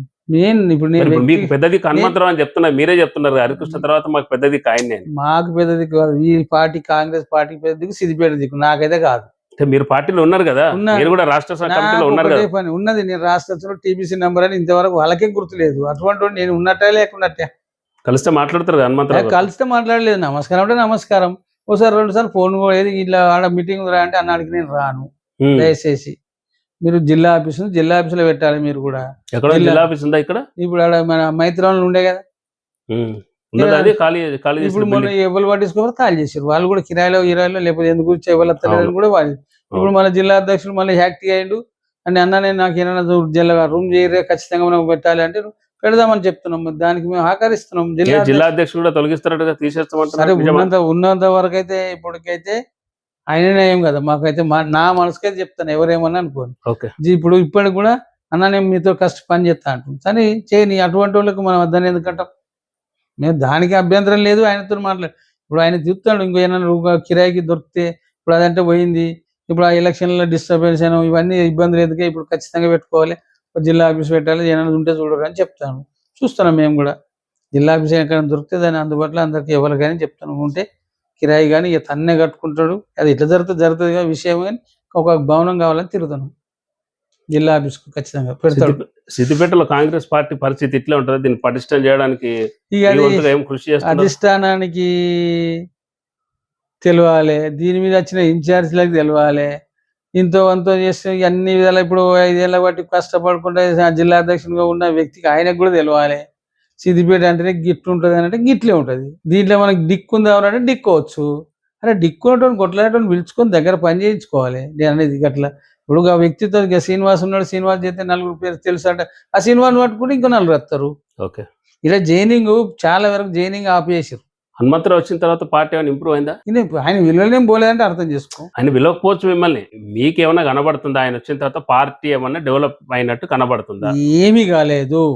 ఎందరో మస్తుగా చెప్పుకుంటారు కావచ్చు, ఆయన ఏమన్నా అనుకోని నాకేం అభ్యంతరం లేదు. నేను ఇప్పుడు ఆయన నాకు మోసం చేసిన నీకు చేసినాను కాదు, విషయం అయితే ఆయన చేసే వాళ్ళన వీళ్ళు ఎక్కడ కూడా ఎక్కడికి వెళ్ళి వచ్చింది అనేది కార్యకర్తలు పెరగాలి. పార్టీ వచ్చినప్పుడు కార్యకర్తలు పెడితేనే పార్టీకి బలం.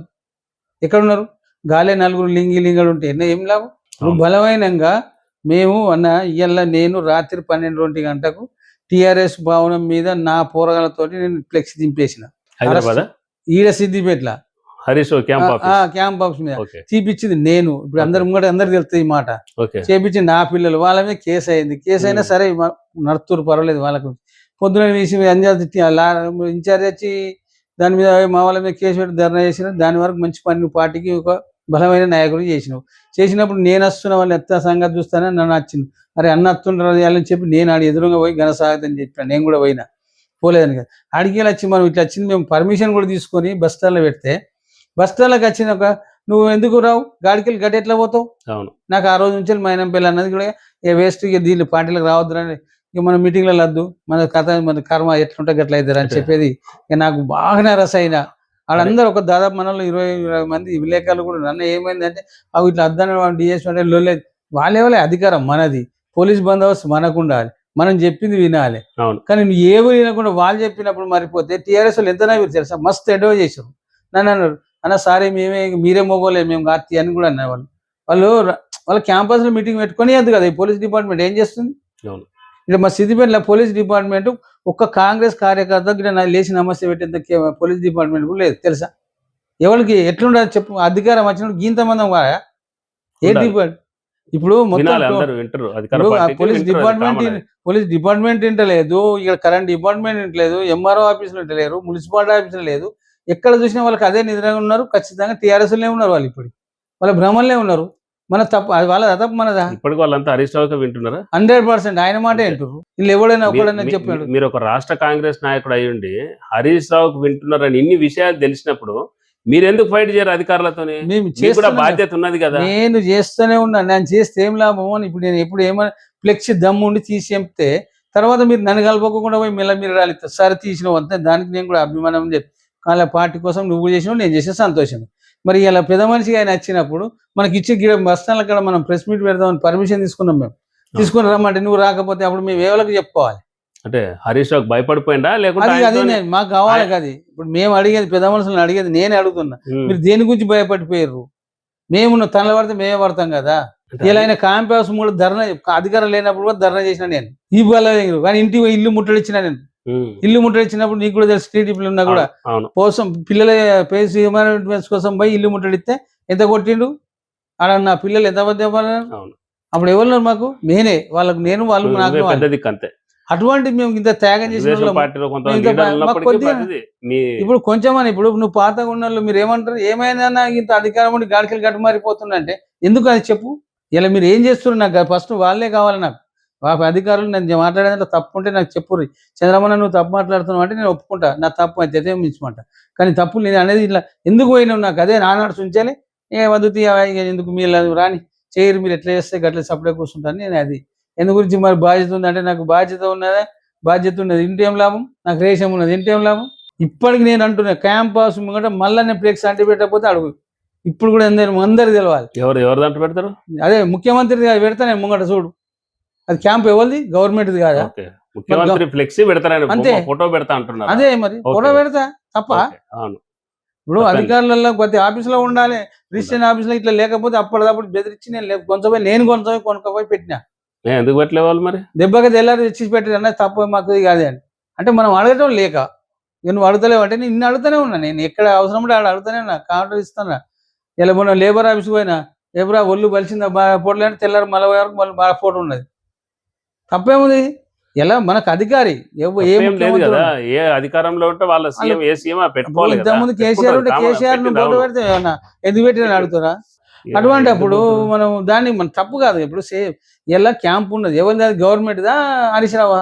Government funding, government building. అది కదా. ఎవరు ఎమ్మెల్యే గెలిస్తే వాళ్ళు ఉంటారు. ఇవాళ ఎమ్మెల్యే ను వెనక- ఇంకెవరైనా ఉండొచ్చు. అన్న ఎమ్మెల్యేని వెనక ఇల్లు ఉన్నది అందుండు. ఈ ఎదురుగా క్యాంప్ పెట్టినవు అట్లా నీదే ఉన్నది. కావచ్చు, నీదే క్యాంపు అని అది- ముఖ్యమంత్రి ఫోటో అయితే ఉండన్నా వద్దా? అది మొత్తం బిల్డింగ్ గవర్నమెంట్ దే. ఓకే రేపు మీరు ఎమ్మెల్యే గెలిస్తే మీరే ఉంటారు. మొత్తం అంతే. మీరే అది వాడుకుంటారు. రైట్. మీ ఆధీనంలోనే ఉంటది. అది ఎలా నేను అనేది 5 ఏళ్ల పాటు మీ దగ్గరే ఉంటుంది, మీకే అన్నా, ఉంటది. ఇప్పుడు నిజామాబాద్ లో నిన్న అమిత్ షా వచ్చిండు. ఓకే. అమిత్ షా వచ్చి ఏం చేసిండు? ఆడ ఎమ్మెల్యే క్యాంపస్ ఉన్నది, అక్కడ ఓడిపోయిందా ఏదైనా ఎమ్మెల్యే క్యాంపస్ ఖాళీ ఉందని చెప్పి పసుపు బోర్డంలో పెట్టిండు. గవర్నమెంట్ కడితేనే కదా అది. అవును. నీకు ఏ అధికారంతో పెట్టినావు నువ్వు? గవర్నమెంట్ బిల్డింగ్ కదా, కాబట్టి పసుపు పెట్టినావు. బోర్డు అవసరం కదా. నాకు కావాలని ఇప్పుడు పెట్టినావు. వేరే బిల్డింగ్ కట్టి వేరే స్థలం ఇచ్చే వరకు అది తప్పు కాదు తప్పు కదా. లేదు కదా. అది తప్పు కాదు కదా. అట్లా పెట్టినావు. మరి అటువంటి ఈడ కూడా మేమేమంటున్నాం, ముఖ్యమంత్రి ఫోటో పెట్టు అంతే. నేను మేము వేరే నువ్వు నీది అక్కడ ఎమ్మెల్యే, నువ్వు ఇలా స్థానిక ఎమ్మెల్యే నీ ఫోటో ఉండని, అక్కడ ఆయనది ఉండని. అవును. తప్పేం లేదు. మేము దాన్ని ఇప్పుడు మేము కూడా అనేది పెడతాం. వాళ్ళు ఇంకా మేము మొన్నటి దాకా చూస్తాను, ఇంకా చూస్తున్నా. ఈ 2-3 రోజులు వెళ్ళి ఇప్పుడు ఎందుకంటే కలెక్టర్ గారు మారింది అంటేనే కలెక్టర్ గారు చెవునేయంగానే తెల్లారి పాపం ఆయన వెళ్ళిపోయాడు. సరే మళ్ళీ ఇప్పుడు వచ్చిన కలెక్టర్ కూడా చెప్తాం, పోలీస్ డిపార్ట్మెంట్ చెప్తాం, మున్సిపల్ కమిషనర్ చెప్తాం. ముగ్గురు చెప్పి వాళ్ళ అధికారంగా అంటేస్తేనే సరే, లేదంటే మేము ఖచ్చితంగా అంటేది. ఇక్కడ ఎమ్మెల్యే స్థానిక ఎమ్మెల్యేది పెడతాం, అటు ముఖ్యమంత్రి పెడతాం, నడుమ ఆర్థిక శాఖ మంత్రి మా బట్టి విక్రమార్క పెడతాం. సిద్దిపేటలో కాంగ్రెస్ పార్టీలో ఎవరిది బలమైన గ్రూప్? దర్పల్లి చంద్రమన్నదా, పూజల మాత్రం గ్రూపులు లేవే, అన్ని అందరు ఒకటే. మేమందరు ఏ కదా గ్రూప్ అనే మాట లేదు. ఎందుకు కలుస్తలేరు మరి అందరూ? ఇప్పుడు ఏమంటున్నావు, మాకు ఏం పని? ధర్నాలు ఉంటేనే అందరం కలుస్తాం. ధర్నా లేకుండా కలవాలి కదా. మినిస్టర్ వచ్చేది వచ్చిండు, మొన్న లోకల్ మినిస్టర్ బాడీ ఎలక్షన్ కదా. ఇప్పుడు మొన్న మినిస్టర్ వచ్చిండు, మేము అందరం హైకోర్టు కూడా తీర్పిచ్చే సెప్టెంబర్ లో స్థానిక సంస్థ సరిగ్గా ఎన్నికలు పెట్టాలి. అప్పుడు సర్పంచ్, చూడు, మేము జిల్లా అందరం పరిషత్, ఏకదాటికుంటామా బయట మండల ఉంటామా? పరిషత్. ఏకదాటిగానే ఉంటాం. ఎలక్షన్లు వచ్చినా ఫైటింగ్ వచ్చిన కాంగ్రెస్ పార్టీ ఉట్టే తిరుగుతుండొచ్చు, కానీ ఏకదాటిగానైతే కుటుంబం లొల్లి అయిందంటే ఏకదాటిగా ఉంటుంది కాంగ్రెస్ పార్టీ. ఎవ్వరు ఊపు ఉండయి. తర్వాత చిన్నోడు పెద్దోడు అందరు పట్ట అంటే అందరు తయారవుతారు, కానీ వెనక పోయేటోళ్ళు ఎవ్వరు లేరు కాంగ్రెస్ పార్టీ. ఉన్న కాడికి రైతులు లేగానే రౌతులు కొట్టిన రాళ్ళలాగా గట్టిగా ఉన్న కాంగ్రెస్ కార్యకర్తలే ఉన్నారు. భయపడేటోళ్ళు ఎవ్వరు లేరు. కాకపోతే మాకు పెద్ద లీడర్లు సహకరిస్తలేరు. సరే వాళ్ళు ఎందుకు సహకరిస్తారో ఆ దేవునికి ఎరక, మా ముఖ్యమంత్రికి ఎరక. అది మేము అనలేదు, మేము అనడానికి కూడా వీలు లేదు. నువ్వేం చూసినావు అంటారు, అది అక్కర్లేదని విషయం మనం అన్నట్టుగా. మాతడ కార్యకర్తలు గ్రూపులు అయితే లేవు, అందరు ఇలా కలిసే ఉన్నారు అంటారు. ఇప్పుడు ఒక ఫ్లెక్స్ ఎత్తున అందరు చేసుకుంటున్నాను నేను. ఓకే. నాకు మొన్న పండుగ అయింది, బోనాల పండుగ వేసినాం. అందరు చేసినాం. ఆ ఫోటోలు వేయడం వేరు, కలిసి తిరగడం వేరు కదా. కలిసినాం. మరి ఎవరు అవి కామన్, ఓడి పెడతాడు, పెట్టకపోతే ఎందుకు పెట్టలేదు అడతలేం మేము. ఇప్పుడు ఇది హరికృష్ణ పెట్టుకుంటే నా ఫోటో పెట్టాడు, పెట్టకపోని నేనేమన్నా ఎందుకు పెట్టలేదు అడతలేను కదా. ప్రోటోకాల్ నువ్వు పాటిస్తే నేను పాటిస్తా, అది మా ఇద్దరికి నువ్వు నేను ఎక్కువ ఉన్నాం కాబట్టి నీకు నేను సమానమే. నువ్వు నాకేం పెద్దోని కాదు, నేను నీకు చిన్నోని కాదు, ఇద్దరు సమానం కాబట్టి బాగా చెప్తాను. నువ్వు నాకు పెట్టలేదు కాబట్టి నేను నీకు పెట్టా అంట, అది వేరు. కానీ ఈ వ్యవస్థ మీద మాత్రం అందరం ఒకటే బరాబర్. అడిగి నువ్వు నడువు, నేను రాని చంద్రబాబు రా అంటే బాధ్యతలు నిలబడతాం. ఎదుటి వ్యక్తి మనం వెనుక వస్తున్నానప్పుడు ఎందుకు ఒప్పుకుంటాం? అట్లా పొరపాట్ల లేదు. కాంగ్రెస్ పార్టీ గ్రూప్ ఉన్నాక ఎవరింటికి వాడి మీద మాట్లాడేంత మంది ఏకదాటికి వస్తే మాత్రం పక్కా ముందుకు పోయేదానికి సిద్ధమే. కాంగ్రెస్ వాళ్ళు ఎవ్వరికి ప్రతి మామూలు కార్యకర్త కాడ మొదటి పెద్ద లీడర్ వరకు కూడా ముందుకు తీయడానికి అయితే సిద్ధమే ఉంటారు. వెనుక నేను చూస్తున్నా కదా. దర్పల్లి చంద్రం సుడా చైర్మన్ అవుతాడు అని అప్పట్లో ప్రచారం జరిగింది. అది సుడా చైర్మన్ మీకే వస్తుందా ఇంకెవరికన్నా? నేను ఇట్లా చెప్తా, సుడా చైర్మన్ నేను అంతకు ముందు అడగలేను, అప్లికేషన్ పెట్టలే. నేను ఒకటే కార్పొరేషన్లలో మాకు ఇది కావాలని కోరుకున్నాం. ఇప్పుడు అదృష్టం ఉండి ఒకవేళ సుడా చైర్మన్ ఇస్తే కూడా తీసుకున్నానికి సిద్ధమే. నేను దానికి ఏం లేదు. నేను మొత్తం కార్పొరేషన్లో ఏదన్నా ఒకటి నాకు కార్పొరేషన్ కావాలని అడుగుతున్నాం ముఖ్యమంత్రిని, అంతే తప్ప. కానీ వేరే ఎవ్వరు నేను ఇంతవరకు కూడా ఏ మంత్రులు కూడా నాకు ఆబ్జెక్షన్ చెప్పలేదు. ప్రతి ఒక్కరు నీకెందుకన్నా మేము అందరూ సహకరిస్తామని మంత్రులు కూడా నేను పొన్నమని అడిగితే చంద్రబాబు నా తరపున ఎలాంటి తప్పు లేదు, నీకు ఏదో అవసరం నేను ఉన్నా అన్నాడు ఆయన దగ్గర పోయి. మరి అటువంటి దామన తరపున చంద్రబాబు మాకెందుకు ఏదో కార్పొరేషన్ తీసుకోపోవాయని మేము వద్దంటున్నామని ఆయన కూడా అన్నాడు. ఢిల్లీ స్థాయిలో పైరవ చేసిన చంద్రబాబుకు ఇప్పటిదాకా ఎందుకు రాలంటే నామినేటెడ్ పోస్ట్? ఢిల్లీలోనే పైరు అయితే నాకు టికెట్ నాకే వచ్చేది. ఢిల్లీ పైరు చేసింది వాళ్ళు, ఢిల్లీ చేసిన వాళ్ళకి వచ్చింది టికెట్. మీ అంచర్లే చాలా మంది చెప్పారు ఢిల్లీకి పోయేది. ఇప్పుడు ఎవరైనా ఢిల్లీ పోయారంటారు. అపార్ట్మెంట్ మన భూపేష్ మాట్లాడిండు, తప్పు మాట్లాడి అది కూడా అన్నా. నేను అపార్ట్మెంట్ చంద్రం కడతాడు కానీ ఆయన హరీష్ రావుతో లింకాడు. నేను ఇప్పటి వరకు హరీష్ రావు తోటి ఆయన ఇంట్లో ఖాళీ పెడితే దేనికైనా రెడీ. నేను ఇప్పుడు పోలే అప్పుడు పోలే. మొన్న మాత్రం నా బిడ్డలకు కనుక ఇంటికి పోయి పత్రిక మాత్రం చెప్తున్నా, అది కూడా పోలే. ఇష్టం కదా, అందరికి ఇచ్చినాం. ఇలా మా మంత్రులందరికి ఇచ్చినాం, ఆయనకి ఇచ్చినాం, వీళ్ళ ఎమ్మెల్యేలకు ఇచ్చినాం, లోకల్ అందరికి ఇచ్చినాం. అలా తప్పేం లేదా. కానీ వాళ్ళు తప్పు చేసారు కాంగ్రెస్ వాళ్ళు. ఇలా ఒక ఇన్ఛార్జ్ నువ్వు రావా? రాలే. చెప్పిన తమ్మి ఇంటి వరకు తాళం వేసి ఉన్నది, మరి ఖచ్చితంగా అంటే లేదన్నా అన్నావు. ఇంకెంతకంటే ఎక్కువ ఏం చేయాలి? మైనంపల్లి పోయి ఇంటికి పోయి ఇచ్చిన అన్న కంపల్సరీ రానాడు. అంతకుముందు నా బిడ్డలకు కనుక వచ్చింది మైనంపల్లి, ఇప్పుడు రాలే. మీకు ఇన్ఛార్జికి మైనంపల్లికి మధ్య ఉన్న వ్యక్తిగత ఏం లేవు. మరి ఫోన్ చేసే పంచాయతీ పెట్టుకున్నా ఉన్నా అది ఒక న్యాయం అవుతుంది. అదిలా కూడా లేదు, ఇది లేదు, అది లేదు. కారణాలు ఎందుకు రాలేదు నాకు ఫస్ట్ నాకు అది బాగా చాలా ఇబ్బంది అనిపించింది. మరి పొన్నమన్నం కూడా ఆయన కూడా రాలే, ఒక్క మంత్రిని కూడా రానియలే. కారణాలు ఎవరు రానియలే. వచ్చిండ మరి వచ్చిండు ఆయన ఎట్లా మరి వీళ్ళకి శ్రావణ్ కుమార్ రెడ్డి పాపం అప్పుడప్పుడు కలిసి ఆయన వచ్చి ఆగమేఘాల మీద సాయంత్రం 4 దగ్గరకు వచ్చి 5 గంటలకు కూడా వచ్చింది, వచ్చి కలిసిపోయాడు. ఇలా నరసన్ వచ్చి కలిసిపోయాడు, ప్రతాప్ రెడ్డి వచ్చి కలిసిపోయాడు. వాళ్ళందరూ ప్రతాప్ రెడ్డి నాకు పాత ఉన్నాయి, అనువాద సమస్యలు ఉన్నాయి, ఆయనతో మంచి ఇచ్చాడు. ఆయన బిడ్డలాగా ఆయన కొడుకులాగా నేను పోయినా నాకు నా బిడ్డలాగా ఆయన వచ్చిండు. దానికి నేను పిలిచిన నాకున్న మిత్రులందరికీ చెప్పుకుంటూ వచ్చినాం. అసలు ఒక్క మంత్రి రావాలి, ఒక ఎమ్మెల్యే రావాలి. అధికార పార్టీలో నేను కాంగ్రెస్ లో ఉన్నానా లేదా ఇప్పుడు నమ్మకైతే ఎంతో ఇచ్చేది పోయినట్టు. నువ్వు ఉండేదిగా పార్టీలను కూడా మస్తు మంది అన్నారు. అనుకుంటా తీయరాదా, ఏం చేద్దాం, మనకు టైం రాబుద్దిగా అయితే లేదేమో, లేకపోతే రాకమని చెప్పారు ఎవరన్నా. చెప్పుడు పుణ్యం ఉంటుంది, నాకేం అయ్యేది ఏమున్నది. అట్లా కూడా చెప్తారంట. చెప్పే మరి రావడానికి కారణాలు నా ఇప్పుడు ఒక మంత్రి అయినా నేను అనేది పొన్నమని కూడా అనేది నేను తప్ప అనలేదు. నేనైతే ఆయనకు మత్తుగా పోయి అన్న అని చెప్పి ఇచ్చి ఆయన స్పీడ్ పెడితే ఆయన తిన్నాడు, నేను తిన్నా అన్న కంగ్రాచులేషన్ కంపల్సరీ వస్తున్నా అన్నాడు. మరి అంతకుముందు ఆ ఫంక్షన్ హాల్ మాట్లాడిన వ్యక్తి కూడా ఆయనే. మార్కెట్ కు అన్ననే మాట్లాడిండు. అన్నకి ఇట్లా సంగతి అంటే అని పిలిచి మాట్లాడి మామూలు ఇలా పెళ్లి పెట్టుకుంటాడు అని చెప్పి మాట్లాడిచిండు. అన్ని చేసిండు. వాళ్ళకి నాకు రాలే, బాధ అనిపించింది జర. కానీ పోని తెల్లారెచ్చి కలవచ్చే నేను ప్రేమ ఉంటే పార్టీకి సంబంధించిన పెద్ద లీడర్లు బాధ ఉంటది కదా. ఏమనుకున్నాం ఇదేంద్ర కాకపోతే ఇలా ఈ వ్యవస్థ చేయగానే అందుకోసమే ఇన్ఛార్జ్ వ్యవస్థ ఖరాబ్ చేసింది కాంగ్రెస్ పార్టీ అని చెప్తున్నాను నేను. ఇప్పుడు ఏం చెప్తారు? ఇన్ఛార్జ్ తీసేయాలి, తీసేస్తేనే కాంగ్రెస్ బాగుపడుతుంది. లేదంటారు వాళ్ళకు ఒక మంచి బాధ్యత అప్పచెప్పని పెట్టుర్రి. ఖచ్చితంగా నువ్వు లేవట్ పని చేస్తలేవు, నువ్వు 2 నెలలకు 3 నెలలకు ఒకసారి కార్యకర్తల మీటింగ్ పెట్టు, దాని మీద నువ్వు ఖచ్చితంగా తిరుగుతా అంటే ఉండు, లేకపోతే లేదని ఎవరైనా ఈవెన్ ఎక్కడున్న అందరినీ ఒకళ్ళని కాదు ఇన్ఛార్జ్ ఎవరికి. ఇప్పుడు ఓ డిపాజిట్ ఎవరికైనా ఒక్కటి నాకు తెలిసిన విషయం అంటే పోయినసారి 4 ఓట్లతో ఓడిపోయింది అనుకో కౌన్సిలర్గా, అరే నువ్వు ఖచ్చితంగా మళ్ళా గెలవాలని కోరిక ఉంటుంది. అట్లా డిపాజిట్ దక్కన వాళ్ళకి అది ఎన్నడైనా గంతే తీరని అంటుంది. సిద్దిపేట కేవలం అదే ఇలా చక్రధర్ గౌడ్ మాట్లాడాడు, తప్పులేదు, మాట్లాడాడు. వాడు ఏమన్నాడు, తప్పనడా? ఇవన్నీ గ్రూపులు కాదా, తమ్ముంటే చేయాలి, కష్టపడ్డారు, తప్పేముంది అన్నాడు. ఇలా ఇప్పుడు స్థానిక ఎన్నికలు వస్తున్నాయి, ఎంతమందికి వెళ్తారు? ఇప్పుడు నువ్వు ఇన్ఛార్జ్ తీసుకొని నువ్వు ఇలా 43 వార్డులలో ప్రతి దగ్గర జెండా ఎగరేయాలి. నాకు అనుభవంతో చెప్తాను, ఒక ఇన్ఛార్జ్ అనేది పార్టీ బలోపేతం చేయడానికి బలోపేతం అంటే టీడీపీలో ఉన్న విషయాలు చెప్తాను నేను. సరే ఇన్ఛార్జి అడ్రస్ ఇచ్చిండో ఏం కదా గౌరవ ముఖ్యమంత్రి గారు, కానీ నాకు తెలియదు. కానీ విషయం ఏంటంటే దీన్ని తీసుకున్నప్పుడు నీకు ఇచ్చిన ఇన్ఛార్జిని నువ్వు ప్రతి క్యాండిడేట్ పెట్టి, ఇప్పుడు ఎంతమంది 43 మంది క్యాండిడేట్ ఉన్నారా? ఉన్నారా లేదని మీకు తెలియాలి మీ పార్టీ పరిస్థితి. లేదే, ఇప్పుడు నీకు నేను అంతకుముందు 43 మందికి అన్న నేను 36 మందిని లేవు.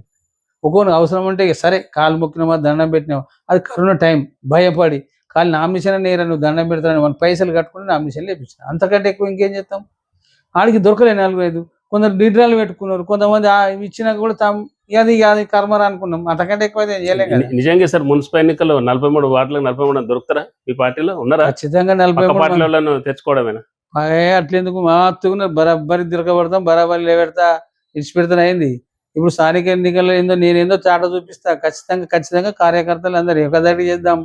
కానీ ఇప్పుడు ఇంత అవకాశాన్ని మేము గెలిపించుకోకపోతే మాకు ఎనడత్తది. ఎట్టి పరిస్థితుల్లో మేము ఈసారి మున్సిపాలిటీ కొట్టడమే మాకు జయం. జెండా ఎగరేస్తారు, పక్కా జెండా ఎగరేపిస్తా నేను. ఎట్టి జెండా ఎగరేస్తారు ఖచ్చితంగా. ఎవరికి ఖచ్చితంగా ఇప్పుడు ఈ వార్డులో నేనున్నా కానీ ఇంకో వార్డు అనుకుంటే ఆ వార్డులు ఎవరు అని చెప్తాం, కానీ వెనక పోయేదే లేదు. మస్తు ఉన్నారు కాంగ్రెస్ కార్యకర్తలు. ఇప్పుడు ఊర్లలో ఓట్లు వేస్తారు, సర్పంచ్ కు, ఎంపీటీసీ, జడ్పీటీసీ ఇప్పుడు బ్రహ్మాండంగా వేస్తారు. ఏం చూసేస్తారు, ఎట్లా వేస్తారు? మాకున్న కాంగ్రెస్ పార్టీ ఇచ్చిన మంచి పథకాలు. ఇప్పుడు 10 ఏళ్లకు అవద్దలాడిన టీఆర్ఎస్ పార్టీ కంటే మా కాంగ్రెస్ పార్టీ ఇలా 20 నెలలు అవుతుంది. 20 నెలల్లో ఇలా కరెంటు ఫ్రీ, ఏది ఇంట్లకి కూడా నీకు గ్యాస్ ఫ్రీ 500కి ఇస్తుండు, అలా 500 సబ్సిడీ పోతుంది. అటువంటిది ఇంకోటి ఏంది, బస్సు ఫ్రీ ఇచ్చిండు. ఇలా ఎంత పెద్ద ప్రతి ఒక్కరికి బస్ ఫ్రీ అంటే ఉన్నోడు లేనోడు ఎస్సీ ఎస్టీ మైనారిటీ బీసీ అన్ని వర్గాలకు వచ్చింది బస్సు. ఇలా కరెంటు కూడా అన్ని వర్గాలకు వచ్చింది. ఇలా నువ్వు ఎక్కడ మాకు ఇలా బస్సు ఇచ్చిండు ఫ్రీగా, ఇలా కరెంటు ఫ్రీగా, కూపన్ కార్డులు మీరు 10 ఏళ్లలో ఒక కూపన్ కార్డు ఇచ్చినారా? అదైతే ఇలా మేము కూపన్ కార్డులు ఇలా అనుకూలమైన కూపన్ కార్డులు ఇచ్చినాం. కొత్త కార్డులు వచ్చాయి. ఇలా సన్న బియ్యం ఇస్తున్నాం. ఇలా సన్న బియ్యం ఎవరు ఇస్తారు? ఇలా అందరు తింటారు సన్న బియ్యం. ఎక్కడ కాంగ్రెస్ పార్టీ ఎందుకు రాదు? ఇలా రైతు బంధు ఇవ్వాలని నువ్వు 6 నెలలకు ఒకసారి 500 ఇచ్చి 5,000 ఇచ్చి ఎదురుగా వైన్ స్కూల్లో పెట్టించినావు నువ్వు. 5,000 అటేమైనాయి కార్మిక రైతు. ఆ రైతు పైసలు ఎటువైనాయి? పక్కగా వైన్ షాప్ కి పోయి ఈ నెల ఇచ్చి ఆ నెల తీసుకున్నావు. ఇప్పుడు మాత్రం ఇప్పుడు ఎటు పోతలేదు. ఒకసారి ఏడాదికి మేము 12,000 ఇస్తాడు. ఏడాది 12,000 ఇస్తే వాళ్ళ ఇంట్లో భార్య పిల్లలు దొరకబట్టి వాళ్ళని దానిత్తలేరు, వాళ్ళని దొరకబట్టి పైసలు తీసుకుంటారు. 5,000 అంటే ఏమవుతాయి అని అన్నారు.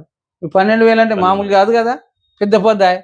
వచ్చి మనకి ఇప్పుడు మందు బాసలు అయితే అవి అని చెప్పి ఆయన వరకు 1,000-2,000 ఇస్తున్న మొగాన్ని కాపాడుతున్నారు. ఇవన్నీ జనాలు తీసుకునే ప్రయత్నం చేస్తారు. అందుకే మా దాంట్లో ఒక్క చిన్నం ఏంటంటే కాంగ్రెస్ పార్టీలో మేము దయచేసి పెద్దలందరికీ కోరుకునేది ఏంటంటే ఒక్కసారి నామినేట్ పోస్టులు అందరికి రిలీజ్ చేయమని మరొకసారి అందరికి దండం పెట్టి కూడా నేను చెప్తున్నా. మా పెద్ద మనుషులకు అందరికి, ముఖ్యమంత్రి కానీ వీళ్ళ గౌరవ ఇన్ఛార్జ్ మంత్రులు కానీ పక్కన ఉన్న మాకు కానీ అందరికి ఏంటంటే ఇంపార్టెంట్, ఇలా సిద్దిపేటలో ఉన్న ఇన్ఛార్జ్ కానీ ఇలా జిల్లా అధ్యక్షుడు కానీ కాన్స్టిట్యున్సీలో ఉన్న ఇన్ఛార్జ్ అందరికి కూడా చెప్పేది దండం పెట్టి. ఎందుకంటే నామినేట్ పోస్టులు ఇస్తే ఈ ఉన్న పథకాలను పక్కలకు చెప్పడానికి ఆన్సర్ ఉంటుంది.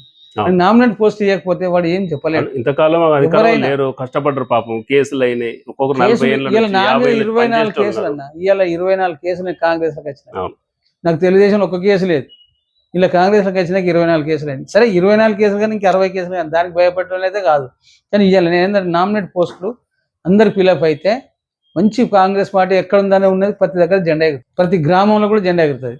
నువ్వు ఇలా ఏందన్నా ఇందిరమ్మ ఇల్లు ఇస్తారు 5 లక్షలు, ఏంది అనుకుంటున్నావు? ఒక 5 లక్షల రూపాయలు అంటే అప్పుడు నేనున్న కౌన్సిలర్ అప్పుడు బీసీలకు 80,000, ఎస్సీలకు ₹1,00,000. అటువంటి దానికి కూడా కాంగ్రెస్ పార్టీ నిజంగా వైఎస్ రాజశేఖర రెడ్డి అప్పుడు ప్రభుత్వంలో ఇటు గరీబ్ ఇటో తర్వాత అటో తర్వాత 2 కొట్టుకొని కూడా ఇచ్చిన దానాలు ఉన్నాయి. వాడు ఇల్లు కట్టుకున్నారు. నా వార్డులో నేను 99 ప్లాట్ ఇచ్చిన, 30 ఇల్లు కట్టారు ఎస్సీ ఎస్టీలలో బీసీలలో కలిసి. అన్ని మా బ్లాక్ వాడే కదా. ఎస్సీలకు అప్పుడు వాల్మీకి అంబేద్కర్ యోజన ఆ తర్వాత అప్పుడు కాంగ్రెస్ పార్టీ చూడు ఇందిరమ్మ ఇల్లు ఇచ్చింది అక్కడ ఎల్లమ్మ గుడి. ఎంత అద్భుతం. ఇందిరమ్మ కాలనీ. అవును, నిజానికి కూడా సిద్దిపేటలో ప్రతిసారి కాంగ్రెస్ పార్టీ ఇచ్చింది ప్లాట్లు.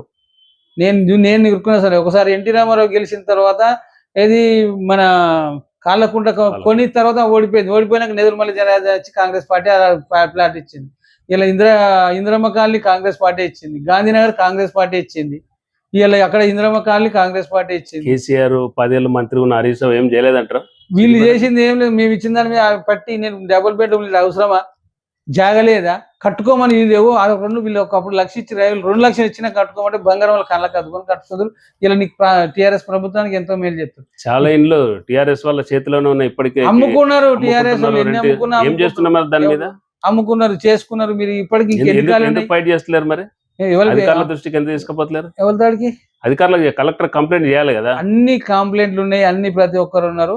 వాళ్ళు ఇప్పుడు జర టైం తీసుకొని ఒక్కొక్కటి అన్ని ఏరుతారు, ఏ ఒక్క ప్లాట్ పోదు. కానీ దాని వలన అందరు నష్టం, తీసుకున్న వాళ్ళు కూడా ఏం సుఖం లేదు. డబుల్ బెడ్రూమ్ ఇలా మొక్కలు నొప్పులు. నీకు 3 అంతస్తులు ఎక్కాలంటే ఎవరైనా ఎక్కుతారా? ఒక్క అంతస్తు ఎక్కడానికి ఎంతో బాధపడుతున్నారు. ఇలా అవే నువ్వు ఇల్లు అవందరూ కలిసి అవే డబుల్ బెడ్రూమ్ కట్టిస్తే ఎవరింట్లో వాళ్ళు ఎంత హ్యాపీగా ఉన్నారు.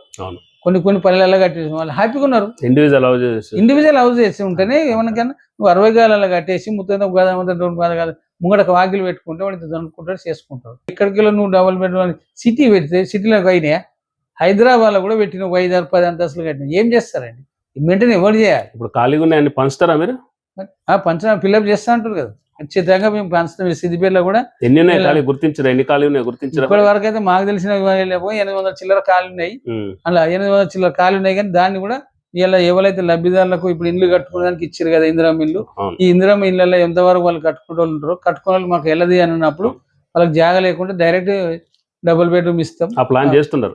ప్లాన్ కంపల్సరీ ఉన్నది, అది కంపల్సరీ చేస్తాం కూడా. అది ఎందుకంటే ఇప్పుడు నీకు పూర్తిగా జాగలేదు, కట్టుకునే స్తోమత లేదు, ఆమె కొంచెం ఖచ్చితంగా ఇందిరమ్మ ఇల్లు వేయాల్సిందే కదా. ఇక్కడ ఇందిరమ్మ ఇల్లు అనేది ఫస్ట్ నుంచి మేము చిన్నగా నాడు నుంచి చూస్తానా ఇందిరమ్మ అనేది. ఇలా సిద్దిపేటలో అయితే ఇల్లు ఇచ్చింది ఒకటి కాంగ్రెస్ పార్టీ, అప్పుడు తెలుగుదేశం కూడా ఇవ్వలేదు, ఇప్పుడు టీఆర్ఎస్ కూడా ఇవ్వలేదు.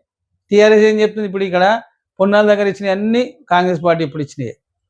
నేను కౌన్సిలర్గా నా పట్టాల మీకు లేచిన అప్పుడు ఆ గీతారెడ్డి నువ్వు వాళ్ళందరూ వచ్చి ఇచ్చిపోయారు, డికే అరుణ, సునీత లక్ష్మీరెడ్డి, వీళ్ళు ముగ్గురు వచ్చి ఇచ్చిపోయారు.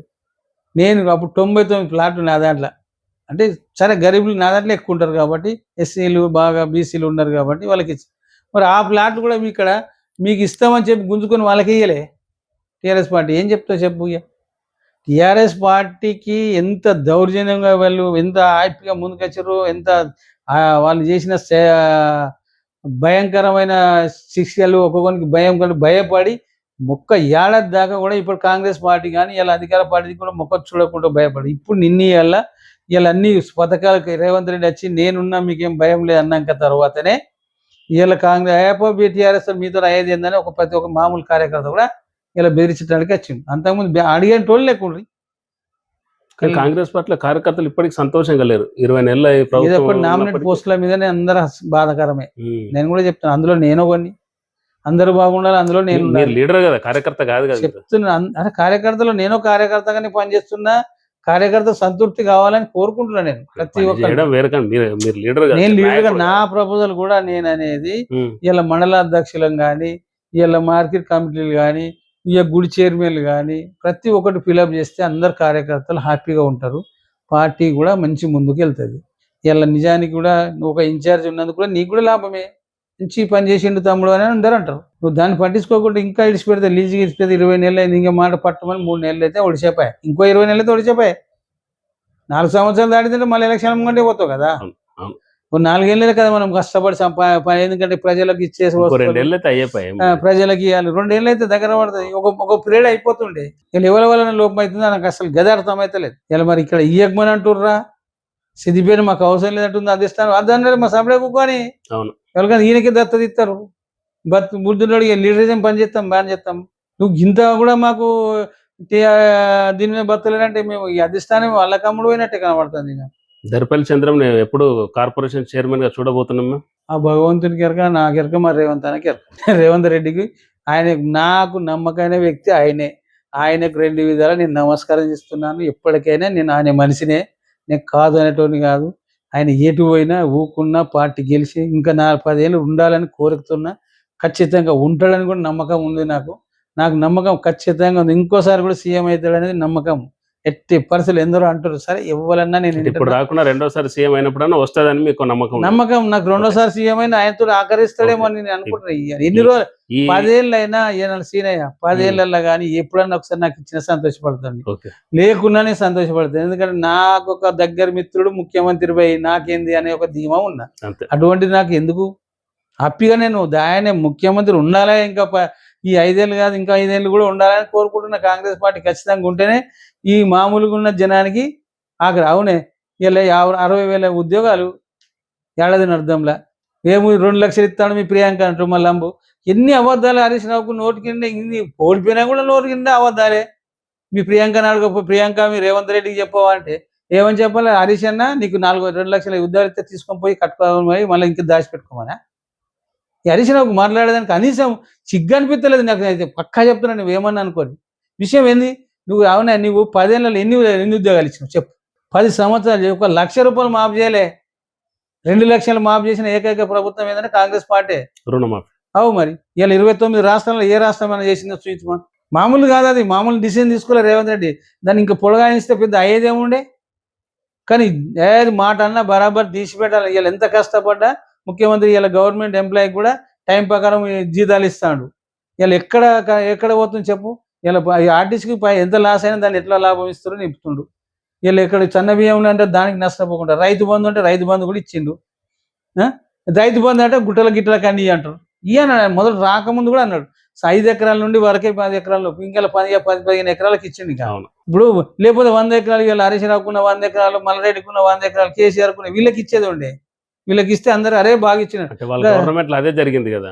అదే వాళ్ళకి అర్థమైతే భయం చెడిపోయిన డబ్బున్న గొప్ప ఎక్కువ మందికి ఇచ్చారు కదా. ఇప్పుడు నువ్వు చేయడం నన్ను చేయడం అంటే ఎట్లా? నేను చేయడం మామూలుగా రైతులే 70% ఉంటారు. ఇంకా రింగ్ రోడ్ చుట్టుముడు ఏమని అడుగుతావా? ఏమన్నా అర్థం ఉంది? అది ఒక మాజీ మంత్రి, ఆర్థిక శాఖ చేసినావు, ఇలా దాన్ని ఏంటంటే ఆరోగ్య శాఖ చేసినావు, అన్ని శాఖల మంత్రి చేసినావు. నువ్వు రాళ్ళు రప్పలు రైతు ఏది రింగ్ రోడ్ చుట్టూ రాళ్ళు రప్పలు ఉన్నదానికి వేయాలి. వాళ్ళంతా మన వాళ్ళు మేము ధర్నాలు చేస్తాం ఇచ్చేదాకా ఉన్నామంటే ఆనేవాడు ఇచ్చేదాకా ఆనేవాడుకో ఈ చిన్నడ తుప్పు. అందుకే 6 అడుగులు అందగాడని 6 అడుగులు బుల్లొట్టు కాదు, అది అబద్ధాల బుల్లొట్టు. 100కి 100 వాళ్ళు అయితే అబద్ధాలు. నాకు నచ్చలే. ఇంతకుముందు నేను దట్ ఈస్ వర్కర్ అని నేను నమ్మిన. నేను ఇలా అధికారంలో ఉన్నప్పుడు నంబర్ 1 వర్కర్ నేను. దాంట్లో నేను ఇలా సిద్దిపేటలో వాళ్ళ మామ కంటే ఎక్కువ చేసిండు. దానికి నేను ఓకే చేయలేదు, ఏం చేసిండు అనేది కాదు. సరే 10 రూపాయలు ఏ ఖర్చు అయినా కాదు. ఇలా సిద్దిపేట అనేది ఒక రాష్ట్రంలో ఒక చక్క చూపు చూసారు ఎప్పుడు జాయి. కానీ ఇలా నువ్వు అందుకు అబద్ధాలు ఎందుకు ఆడుతున్నావు? అది వచ్చేది లేదు, పోయేది లేదు, సచ్చేది లేదు. నువ్వు అదే న్యాయం కాపాడు. నేను ఇలా సిద్దిపేట ఇంకా 4 ఏళ్ళు కాపాడుతుండొచ్చు. నీ అబద్ధాలు చేస్తే నేను మాత్రం నిన్న ముంచడే. ఎట్టి పరిస్థితి ఈసారి అయితే ముంచుతారు. మున్సిపాలిటీ అయితే ముంచుతాం, గ్రామ పంచాయతీ జెడ్పీటీసీ కూడా కొడతామన్నా. 80% జెడ్పీటీసీ కూడా కొడతాం. కొడితే నెక్స్ట్ టార్గెట్ అసెంబ్లీ కదా. అంతే. ఈ 2 కొడితే మేము ఆయన తర్వాత ఆయన టార్గెట్ చూపిస్తా. నాకేం పని లేదు. ఇక నన్నదాకా నా బిడ్డలగ్గం అనుకున్నా, ఇప్పుడు బిడ్డలగ్గం అయిపోయింది. ఇక నాకేం పని లేదు, ఫ్రీ అయిపోయినా. పో ఏడికి రమ్మంటానికి పోయి పడుకుంటా. అంతే. ఇప్పుడు హరీష్ రావు డి అంటే న్యాయంగా నువ్వు మాట్లాడి న్యాయంగా నేను ఒప్పుకుంటా. నువ్వు న్యాయంగా మాట్లాడతలేవు. ఇలా కరెంటు మోటార్లు కాంగ్రెస్ వస్తేనే కరెంటు కట్టు ఎడకట్ అయింది, రైతులు. నువ్వు 24 గంటలు చేసిన అబద్ధాలతోటి ఇవన్నీ మోటార్లు సీరియస్ తీసేస్తే ఒక్కో పక్కన బోర్ ఎండిపోయింది తెలుసా? అది ఆ విషయం నీకు తెలుసా? మా వాళ్ళు ఎవరు అనలేకపోతుంది. ఇప్పుడు నేను అంటున్నావు మంచి అవకాశం ఇచ్చినావు కాబట్టి. ఇలా ఎక్కడే నువ్వు 24 గంటలు ఇస్తే ఎన్ని బోర్లు కాలిపోయినాయి? నీళ్ళు లేకపోతే అందకపోతే కిరాయితే పక్క పనులు నీళ్ళు తక్కువ ఉంటే ఎండిపోతే వీళ్ళు బోర్ వస్తూనే ఉంటుంది. ఏం లేవు నువ్వు? అందరూ సమయాన్ని చేయాలి, న్యాయం. ఇలా రాష్ట్రానికి ఆనాడు చంద్రబాబు కూడా 9 గంటలు ఇచ్చడం న్యాయమే. ఆ తర్వాత రాజశేఖర రెడ్డి కూడా న్యాయంగానే చేసిరు. ఇలా కరెంటు అనేది 24 గంటలు చేసి రైతులకు నష్టమే తప్ప లాభం అయితే కాదు. ఎందు గురించి అంటే నువ్వు ఇక్కడ పెట్టిన అవునన్న పంపైతే ఒకరికి ఎక్కువ వచ్చా నీళ్ళు వచ్చాయి, నీళ్ళు వచ్చిన వస్తూనే ఉంటుంది, నీళ్ళు అంటే ఎండిపోతుంది. ఇళ్ళ గుంజిందంటే ఒడిసేపోయా కదా, రైతు మనం నష్టపోయినట్టు కదా. అది కాదు వీళ్ళది. అట్లా అవన్నీ తప్పులు వాళ్ళు చేసినాయని మందిని చేయమంటే చేయరు కాంగ్రెస్ పార్టీ. ఇలా నిజంగా నువ్వు రైతు బంధు ఎందుకు ఇచ్చినావు? అంతకుముందు చంద్రబాబు నాయుడు వైఎస్ రాజశేఖర రెడ్డి కూడా ఉన్నప్పుడు రైతుకు ఏడాదికి 50,000 రూపాయలు ఒక బెనిఫిట్ పొందరు. ఆ 50,000 ఆయనతో మింగినవు, 5,000 చేతిలో పెట్టినావు. 5,000 చెప్పి ఇంటింటికి బెల్ట్ షాపులు పెట్టినావు. ఇలా బెల్ట్ షాపుల కింద మన తాగడానికి చనిపోయారు తెలంగాణ ప్రజలు. ఎక్కడ నువ్వు తెచ్చిన ఎంత మందు ఎంత వేర్లైపోతుంది. ఇలా వైన్స్ మీద 2 లక్షల రూపాయలు డిపాజిట్ తీసుకుని అటే మాయ అంటే అసలు ఒక 20 మంది కానీ 20 మందిలో ఒక్కనికే కదా గెలిచింది. ఆ ఒక్కని మిగతా పైసలు నువ్వే తీసుకున్నావు కదా. ఆ పైసలతో ఏం చేస్తున్నావు? తాగుబోతులు తయారు చేస్తున్నావు మమ్మల్ని. ఇలా మాకు నిజంగా చెప్తున్న కార్మికులకు మాకు ఇలా వేరే రాష్ట్ర పనులు ఇట్లా లేకపోతే సిద్దిపేట కాదు ఆవత్ తెలంగాణ ఎక్కడిదక్కడే ఉంటుంది. ఎక్కడిదక్కడే ఇలా బీహార్ ఛత్తీస్గఢ్ వీళ్ళందరూ వస్తేనే ఇంత మాకు వస్తున్నాయి. ఎక్కడ నువ్వు వేసింది? మొన్న మేము పింఛన్లు అడిగినాం కార్మికుల గురించి. ఏమైనా మేము అడిగిందంటే ఇక పింఛన్లు ఏమో కాదు కానీ అదే మా ఫామ్ హౌస్లో నేను 100 రూపాయలు కడతా మొత్తం ఆన్ చేసుకుంటే ఇలా నిజంగా నాకు తెలిసిన కాడికి వెళ్ళి ఇంతవరకు మైనార్టీ తురుకు ముస్లిమ్స్ ఆడపిల్లలు ఎక్కడ సుతారు పని చేయగా చూడలేదు. నేనైతే పని విషయంలో నేను మొదటి నుంచేలు ఉన్నా. నాకు తట్టమోసిన కాడికి మొదటి ఇప్పటి వరకు నేను మేస్త్రిగా కూడా పని చేస్తున్నా, బిల్డర్గా అయినా అన్ని విధాలుగా చేసినా కానీ ఒక్క ముస్లిం అమ్మాయి పని చేయగా చూడలేదు. మొగోళ్ళు చేస్తారు, వాళ్ళు కరెంటు పనులు చేస్తారు, అన్నీ చేస్తారు, ప్లంబర్లు అన్నిట్లలో ఉంటారు కానీ ఆడపిల్లలు చేయాలి. ఇలా నువ్వు ఇప్పుడు ఏది గవర్నమెంట్ దాంట్లో పోయి చూస్తే ముస్లిమ్స్ కార్డులు ఉన్నాయి లేడీలకు, డెలివరీ పైసలు వస్తాయి 30,000 అని. ఏంది అది? నువ్వు చేసిందే కదా. నీకు ఇలా మాకు అసలు యాక్చువల్గా సిద్దిపేట జిల్లాలో 35 నుండి 40,000 ఉండాలి. 70,000 కార్డులు ఉన్నాయి అసంఘటిత కార్మికులు. 70,000 కార్డులు ఎట్లా వస్తాయి? నేను మొన్న 50,000 అడిగితే అంటాడు అన్న మేము నాకు లీస్ట్ ఇలా బోకస్ కార్డులు ఎన్ని ఏరకపోతే నేను మొత్తం సస్పెండ్ చేస్తా అని చెప్పిన. ఎక్కడ నువ్వు చెప్పు? నువ్వు 100 రూపాయలు ఇస్తున్నట్టు వచ్చిన కార్యకర్త, రిక్షోడు, రైతు, ప్రతి ఒక్కడు మామూలు వాడు కూడా చేసుకోరు తెలుసా. పోయితూ కార్డు ఇత్తివి అయిపోయా, తెల్ల కార్డు ఉంటే సరిపోయాలంటివి. ఎంతమందికి ఉన్నాయి తెల్ల కార్డులు? కార్డు దానివల్ల యాక్సిడెంట్ అయితే 6,30,000 వస్తాయి. సాధారణ మరణం చచ్చిపోతే 1,30,000 వస్తాయి. మంచి బెనిఫిటే కదా అది. ఏదో అది కట్టేది 5 ఏళ్ళకి 111 రూపాయలే కదరా, ఏడాదికి 11 రూపాయలే కదా. మా జర్నలిస్ట్ కూడా అందులోనే ఉంది, దాంట్లో మాది కూడా అందులోనే యాడ్ చేసిండు ఈయననే. చేయొద్దు కదా. 1996 చట్టంలో కేవలం సంఘటితంగా ఏదైతే బిల్డింగ్ వర్క్ చేసే వాళ్ళకే తప్ప అది ఎవరికి లేదు. ఆనాడు దేవగౌడ పెట్టిన ఆయన ప్రధానమంత్రి ఆ జీవో తీసింది ఆయనే. దాన్ని మేము తిరగ మాకు దొరికితే మేము పోతే రాజశేఖర రెడ్డి దగ్గర పోతే ఎన్నిసార్లు పోతే అన్నిసార్లు దొరకకపోతే ఒకసారి పోతే ఆయన కోగానే ఏందిరా అది ఓడిచ్చారని నవ్వి 5 నిమిషాలు కూర్చున్న చెప్పిన అర్ధ గంటలో తను జీవో తయారు చేయించి పంపించింది. దాన్ని రోషే కంటిన్యూ చేసి దాన్ని డిక్లేర్ చేసింది. కాంగ్రెస్ ప్రభుత్వమే చేసింది. మరి వాస్తవాన్ని చెప్తాను, ఇవాళ నేను పార్టీలో ఉన్నాను కాదు, అప్పుడు నేను తెలుగుదేశంలో ఉన్నా, నేను తెలుగుదేశం కౌన్సిలర్ని కూడా. మరి నేను అట్లా అనలేదు, మరి న్యాయం చేసింది మా కార్మికులు అని చెప్పుకున్నా. నేను ఎన్నో సభలు పెట్టినా. ఇలా అదే హరీష్ రావు రెడ్డి ఇలా సిద్దిపేటలో కూడా ఎన్ని సభలు పెట్టినా. ఏమనక ముందు మీకు 1,00,000 బండ్లు ఇస్తామన్నాడు. 1,00,000 బండ్లు కదా 10 లక్షల బండ్లు అని నేను డిమాండ్ చేసిన. మాకు ఆ 1,00,000తో ఎవరి ఇంట్లో పడాయి. ఒక సిద్దిపేట కాదు కదా, 10 లక్షలు ఇస్తే 10 జిల్లాలు మా ఉమ్మడి జిల్లాలో పడతాయి. 10 మందికి ఇచ్చినట్టు ఉంటుంది. అది లేదు, ఆ బండ్లు ఇస్తామన్నారు. 2 వీలర్ ఇస్తాను. ఇప్పుడు బెస్ట్ వాళ్ళకు షాపుల వాళ్ళకి ఇచ్చారు కదా, అయితే మీ కార్మికులకి ఇస్తాను. మేము అడగముందే వాళ్ళే డిక్లేర్ చేశారు. మళ్ళీ మేము ప్రతి జిల్లాలో మీ కార్మిక భవనం ఎక్కువగా 1 ఎకరం 2 ఎకరాలు తీసుకుని అలా కట్టిస్తాం. అలా కార్మిక శాఖ మంత్రి రాకపోతే ఆయనతో ఫోన్లో మాట్లాడేసి ఆయన మాట్లాడా అన్నా నువ్వు చెప్పింది పక్కా ఆయనని తమ్మి నేను చెప్తున్నా తమ్ముడని కథ నడవమ్మ పని ఉంటుందే. ఎక్కడ ఒక్క 5 NP మా కార్మికులు చేయలేవాళ్ళు. ఇక సిద్దిపేటలో కూడా ఉట్టి డమ్మి చూపించుకుంటా మావాడిని ఇప్పుడు నా దగ్గర ఉంటే వీళ్ళు అరే ఈ కాంగ్రెస్ మొత్తం తీసుకొని పోయి సరే నాకు టీఆర్ఎస్ అయితే ఏదైతే మన పొరగాలు బాగుపడాలని కార్మికులు కావాలని చెప్పి కూడా నేను పోయి ఆఖరికి హరీష్ రావు తాడు కూడా పోతే సార్ మీకు ఇట్లా మీటింగ్ పెట్టుకుని జూన్లో ఇప్పుడు వచ్చినలో పెట్టాలి, మేము ఏడాదికి ఒకసారి పెడతాం సార్ ఇట్లా అంటే మీ ఇష్టం ఉన్న డేట్ పెట్టుకుని నేను రానన్నాడు. రాకపోతే రాపోయే దారాన్ని అలిగిపోయిన తర్వాత వీళ్ళంతా టీఆర్ఎస్ వాళ్ళు నాకు ఉన్న కార్మికులంతా, నేను ఒక్కనే కాంగ్రెస్ అవుతున్నాను. కాంగ్రెస్ కాదురా నేను కార్మికుడిని మీరు గుర్తుపెట్టుకొని మాట్లాడుకోరు అని చెప్పి కూడా చెప్పగానే సరే అనిపోదు అన్న పోదామంటే పోయినాం కలిసినాం. రాకపోతే రాపోయేది అని పోయినాం. పక్కపోయిన పోయి మళ్ళీ తర్వాత ఇట్లా అనుకోకుండా చెప్తే ఇట్లా రాజేంద్రుడి నేను వచ్చడానికి సిద్ధమే, మరి మీరు భయపడకుండా మీకు ఇబ్బంది కావాలంటే చెప్పురు అన్నాడు. అన్న మాకు అవన్నీ ఏ ఇబ్బందులైనా ఎదుర్కొంటాం మీరు రావాలని చెప్పినాం. నాకు 1 రోజు ముందు చెప్పురు అన్నాడు. మీరు కరెక్ట్ డిసిజన్ తీసుకున్నాడు. తెల్లవరకు మళ్ళీ ఊలనుకోళ్ళు అత్తిరి చంద్రబాబు నాకు కోపానికి వచ్చినా వ్యాధి వచ్చినా అంటే కోపానికి ఏందో నాకు అందరూ వచ్చారు. మళ్ళీ వాళ్ళ టీఆర్ఎస్ లో అందరూ వచ్చిన మంత్రి కాడికి నేను వేరే వచ్చి అన్న చంద్రబాబు ఏమనుకోకు నేను వేరే ప్రోగ్రామ్ క్యాన్సిల్ చేసుకుంటే అన్న వస్తే ఇలా నీకు విలువ రాకపోతే మాదేం పోతుంది. లోకల్ మినిస్టర్ కదా ఆయన. అదే నువ్వు మినిస్టర్ ఉండి నేను మీరు పెద్ద సభ చేసినప్పుడు నువ్వు హాజరు కాకపోతే నీకు ఇబ్బంది కానీ మాకేంది. మా డేట్ మేము పెట్టుకున్నాం, గౌరవంగా నేను పిలుస్తున్నాం, నువ్వు ఏదైనా చేసి రావాలి, రాకపోతే మేమేం చేస్తామే. అటువంటి దాన్ని కూడా ఈయన చేసినా కదా అన్నీ టీఆర్ఎస్ ఎన్ని చేయాలని చేసింది.